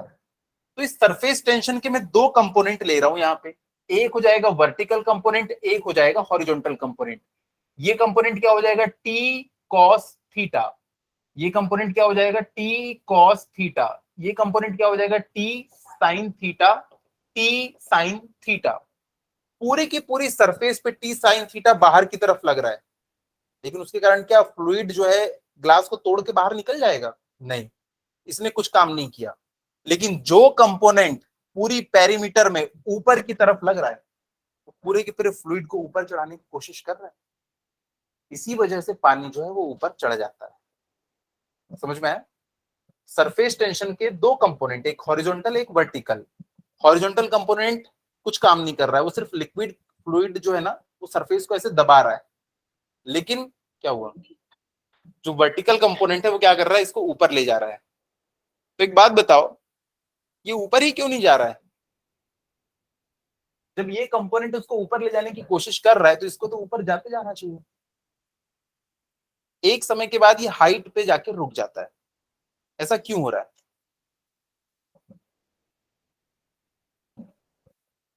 कौन सा प्रेशर ऊपर से? अरे आप देखो जितना ये ऊपर जाएगा, ये फ्लूइड में ये फ्लूइड का कॉलम भी तो बढ़ता जाएगा, और यार इसका खुद का भी तो एक वेट है भाई। जब ये फोर्स ऊपर की तरफ लग रहा है, इसके इक्वल वेट हो जाएगा, तभी ऊपर चढ़ना बंद हो जाएगा। तो जो एक बहुत गहरा कुआं है उसमें से आप एक रस्सी को खींच रहे हो, जब रस्सी का वजन इतना हो जाएगा कि अब आप जितना फोर्स लगा रहे हो उसके इक्वल, क्या रस्सी को और ऊपर खींच पाओगे? नहीं। तो यहाँ पे देखो ये जो फोर्स लग रहा है ना टी कॉस थीटा, इस फोर्स के इक्वल जब इस पानी का वेट हो जाएगा तब इसको ऊपर खींचना बंद कर देगा। हो गया, जितना फोर्स ऊपर लग रहा था उतना ही पानी का वेट अब नीचे लग रहा है। समझ पा रहे हो इस चीज को? जितना ये ऊपर की तरफ फोर्स लग रहा है उतना ही अब पानी का वेट है जो कि नीचे की तरफ लगेगा। पानी का वेट जितना भी यहाँ पे पानी होगा उसका mg नीचे लगेगा। तो जितना फोर्स नीचे लग रहा है उतना ही फोर्स ऊपर, तो ये क्या कहेगा करेगा, ऊपर जाके रुक जाएगा। उसी को हम इक्विलिब्रियम कंडीशन कहते हैं, उसी को हम क्या कहते हैं कैपिलरी राइज कहते हैं, कि कितना ऊपर गया ये। तो उसी की हमको कैलकुलेशन करना है कि कितना ऊपर जाएगा। तो देखो ऊपर की तरफ कितना फोर्स लग रहा है, T cos theta surface tension है, फोर्स कितना हो जाएगा, फोर्स कितना हो जाएगा सरफेस टेंशन इनटू लेंथ। तो यहां पे मैं लिख सकता हूं नेट अपवर्ड फोर्स। देखो एग्जाम में इसी ऐसे ही कुछ आएगा कि इसको आप डिराइव कीजिए, तब कैसे करोगे, हंसोगे वहां? नहीं ना। तो देखो नेट अपवर्ड फोर्स, और फोर्स क्या होता है सरफेस टेंशन इनटू लेंथ। तो नेट अपवर्ड फोर्स कितना हो जाएगा T cos theta into length कितनी है, पूरी पेरीमीटर, पूरी पेरीमीटर से पानी ऊपर चढ़ रहा है ना, तो लेंथ कितनी हो जाएगी 2πr। ये नेट अपवर्ड फोर्स है। और नेट डाउनवर्ड फोर्स क्या हो जाएगा m इंटू जी। मैं यहां पे लिख सकता हूं and net downward force is equals to M into G. Mass को हम लोग क्या लिख सकते हैं, डेंसिटी इंटू वॉल्यूम, है ना। तो मैंने मास को लिख दिया क्या, वॉल्यूम इंटू डेंसिटी इंटू जी। एक बात बताओ, यहाँ पे वॉल्यूम कितना होगा, इसको मैं एक सिलेंडर एज्यूम कर सकता हूं, कैपिलरी ट्यूब की रेडियस है आर, तो एरिया कितना हो जाएगा पाई आर स्क्वायर इंटू एच। ये एच हाइट तक के ऊपर चढ़ गया है ना, ये एच हाइट तक के, तो वॉल्यूम कितना होगा इस पानी का, pi R square multiplied by H. तो मैं इसको लिख सकता हूं pi R square into H into rho into G. ये दोनों आपस में इक्वल होंगे तभी जाके इसका ऊपर उठना बंद हो जाएगा। तो लिखेंगे at equilibrium position this equal to this, और एच की वैल्यू निकाल लेंगे। निकालो एच की वैल्यू, वो फॉर्मूला बहुत इंपॉर्टेंट है, उसके ऊपर आपको क्वेश्चन मिलेगा ही मिलेगा, चाहे कॉम्पिटिटिव एग्जाम हो चाहे आपके स्कूल के एग्जाम हो। निकालो। नेक्स्ट लाइन में हम लिखेंगे for equilibrium condition net upward force will be equal to net downward force. दोनों को इक्वेट करेंगे और एच की वैल्यू निकालेंगे। क्या हुआ दीदी?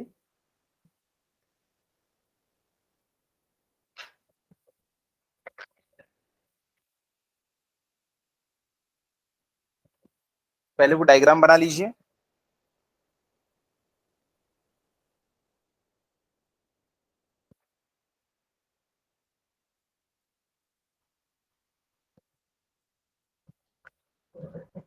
उस डायग्राम को बनाइए, फिर लिखेंगे net upward force is equal to T cos theta into two pi R, net downward force is equal to M into G. Mass क्या होता है, वॉल्यूम इंटू डेंसिटी।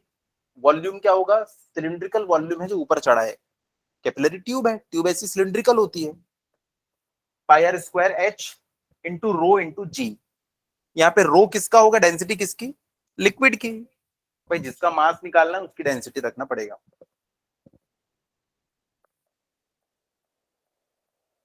तो इन दोनों को हम इक्वेट कर देंगे। तो मैं यहां पे लिख रहा हूं for equilibrium condition, for equilibrium condition net upward force is equals to net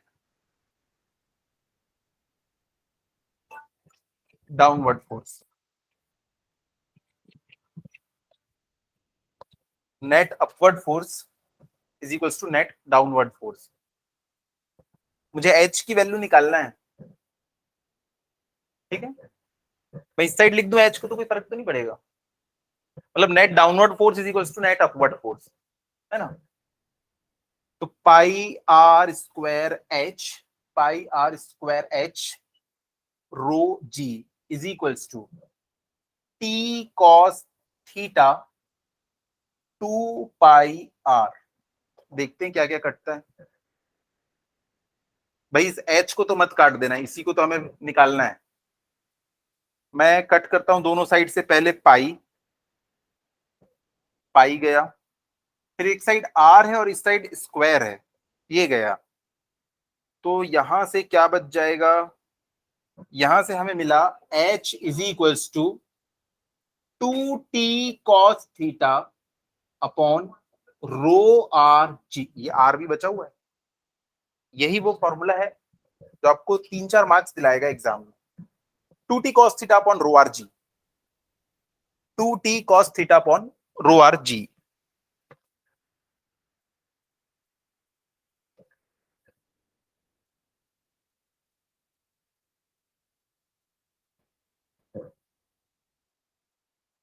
इस फॉर्मूले की ब्यूटी देखेंगे अब हम, यहां तक के हो गए डिराइव। तो इस फॉर्मूले को देखो कि कितना ऊपर जाएगा पानी, two T cos theta upon rho R G, upon rho R G. अब इसके ऊपर घुमा घुमा के क्वेश्चन पूछता है, एक ऐसा फ्लूइड है जिसका सरफेस टेंशन हमने बढ़ा दिया, क्या किसी लिक्विड का सरफेस टेंशन बढ़ा सकते हो क्या? हाँ बढ़ा सकते हैं, टेम्परेचर कम करेंगे, टेम्परेचर कम होता है सरफेस टेंशन बढ़ जाता है। याद है ना, पानी का सरफेस टेंशन 4 डिग्री सेंटीग्रेड पे सबसे ज्यादा होता है, 100 डिग्री सेंटीग्रेड पे सबसे कम होता है। हाँ, तो सरफेस टेंशन अगर बढ़ा दोगे तो उसमें जो पानी है ज्यादा ऊपर तक चढ़ेगा या कम ऊपर तक के? सरफेस टेंशन बढ़ा दिया तो पानी की हाइट भी क्या हो जाएगी, बढ़ जाएगी। अब दो फ्लूइड है, एक की डेंसिटी ज्यादा है, एक की डेंसिटी कम है, कौन सा वाला फ्लूइड ज्यादा ऊपर चढ़ेगा? बाकी सारे पैरामीटर सेम है, जिसकी डेंसिटी कम है, क्योंकि डेंसिटी नीचे है। जितनी डेंसिटी कम, जितना हल्का होगा फ्लूइड उतना ऊपर जाएगा ना। उसके बाद एक और, अरे रो जी जी लिख दिया मैंने, रो आर जी। अब यहां पे देखो, ये है सबसे इंपॉर्टेंट चीज, R. H is inversely proportional to R. इसके ऊपर आपके बहुत सारे क्वेश्चन आते हैं कि हमने ट्यूब की रेडियस को 1/4 कर दिया, तो बताओ हाइट कितनी हो जाएगी भाई? ट्यूब की रेडियस अगर आर कम हो गई तो हाइट कितनी हो जाएगी? 4 टाइम्स बढ़ जाएगी। इनवर्सली प्रोपोर्शनल, ये 4 गुना कम तो ये 4 गुना बढ़ जाएगा। समझ में आ रहा है ना? अरे भाई, आर को आपने डिवाइड बाई 4, 4 ऊपर चला जाएगा, एच 4 गुना हो जाएगा। तो H is inversely proportional to R. H is inversely proportional to R. जी तो जी है, 2t cos theta upon rho R G. किसी किसी क्वेश्चन में हो सकता है आपको थीटा की वैल्यू ना दे और बोलेगा फ्लूइड जो है वो वाटर है, तो वाटर के लिए थीटा की वैल्यू कितनी होती है? 0 डिग्री। अगर मरकरी दे दिया तो क्या होगा? 135 डिग्री। और जब भी मरकरी देगा ना तो आपको cos 135 की वैल्यू क्वेश्चन में दे के रखेगा, बिना उसके आप सॉल्व नहीं कर पाओगे। 135 की वैल्यू आपको दे देगा क्वेश्चन में, नहीं भी दिया तो आप निकाल सकते हो। cos 135 कितना होता है? साइन cos 90 प्लस 45, निकाल सकते हैं ना? तो इसके ऊपर कुछ क्वेश्चंस हैं, अगली क्लास में हम लोग शुद्ध क्वेश्चन ही क्वेश्चन करेंगे इसके ऊपर। यहाँ तक कि हमारा थ्योरी खत्म हो चुका है, ठीक है। अगली बार हम इसके ऊपर बहुत सारे क्वेश्चंस बनाने वाले हैं और इस चैप्टर को दी एंड करने वाले हैं, ठीक है। इसके ऊपर कुछ इंपॉर्टेंट एग्जांपल्स हैं, उसको हम लोग टिक कर लेते हैं। जैसे एग्जांपल, आपकी बुक ले लेता हूँ। टॉपिक्स में अगली क्लास में बता दूंगा कौन कौन से हमको पढ़ना ही पढ़ना है। एग्जाम्पल्स कौन कौन से आप लोग बनाओगे ही बनाओगे, छोड़ नहीं सकते। 10.1 ये मैंने बनवा दिया था, 10.2 को छोड़ो, 3 छोड़ो। जो आप आज क्लास में क्वेश्चन पूछ रहे थे ना सबसे पहले स्टार्टिंग में, 10.3 उसी के ऊपर बेस्ड क्वेश्चन है, देखना। 10.4 भी छोड़ सकते हो। 10.5 ये तो मोस्ट इंपॉर्टेंट है, जितने बच्चे यहाँ बैठे हैं किसी न किसी के स्कूल में ये आएगा ही क्वेश्चन, 10.5।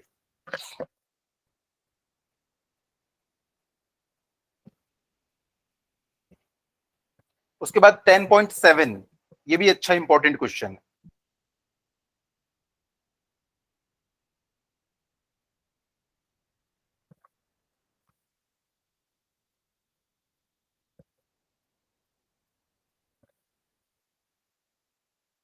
टेन पॉइंट नाइन को हल्का फुल्का देख के चले जाना, ये हम लोगों ने स्ट्रेन डिस्कस किया था, शेयर स्ट्रेन। उसके बाद इस सब की जरूरत नहीं है। एंगल ऑफ कांटेक्ट तो अच्छे से पढ़ के जाना भाई, उसका रीजन वीजन पूछता है, और ड्रॉप और बबल्स के भी अंदर का प्रेशर भी पूछता है, क्वेश्चन आते हैं इसके ऊपर।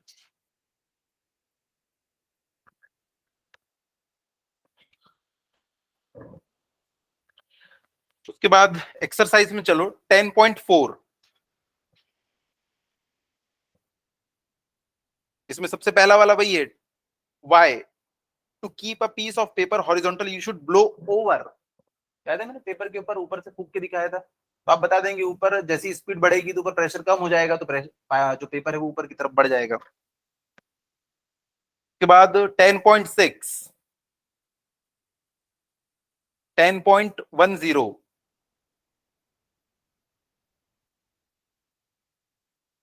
10.12,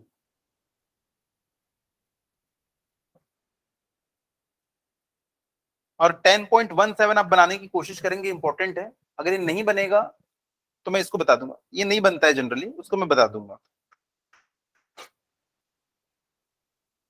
और डेली आपको ये पढ़ना है, पॉइंट्स टू पॉन्डर, हर एक पॉइंट को अच्छे से पढ़ना है, ये आपकी बहुत हेल्प करेगा। चलिए नेक्स्ट क्लास में हम लोग बनाएंगे इसके ऊपर कुछ न्यूमेरिकल्स। चलिए रीमा और यश आप लोग लीव कर सकते, थैंक यू।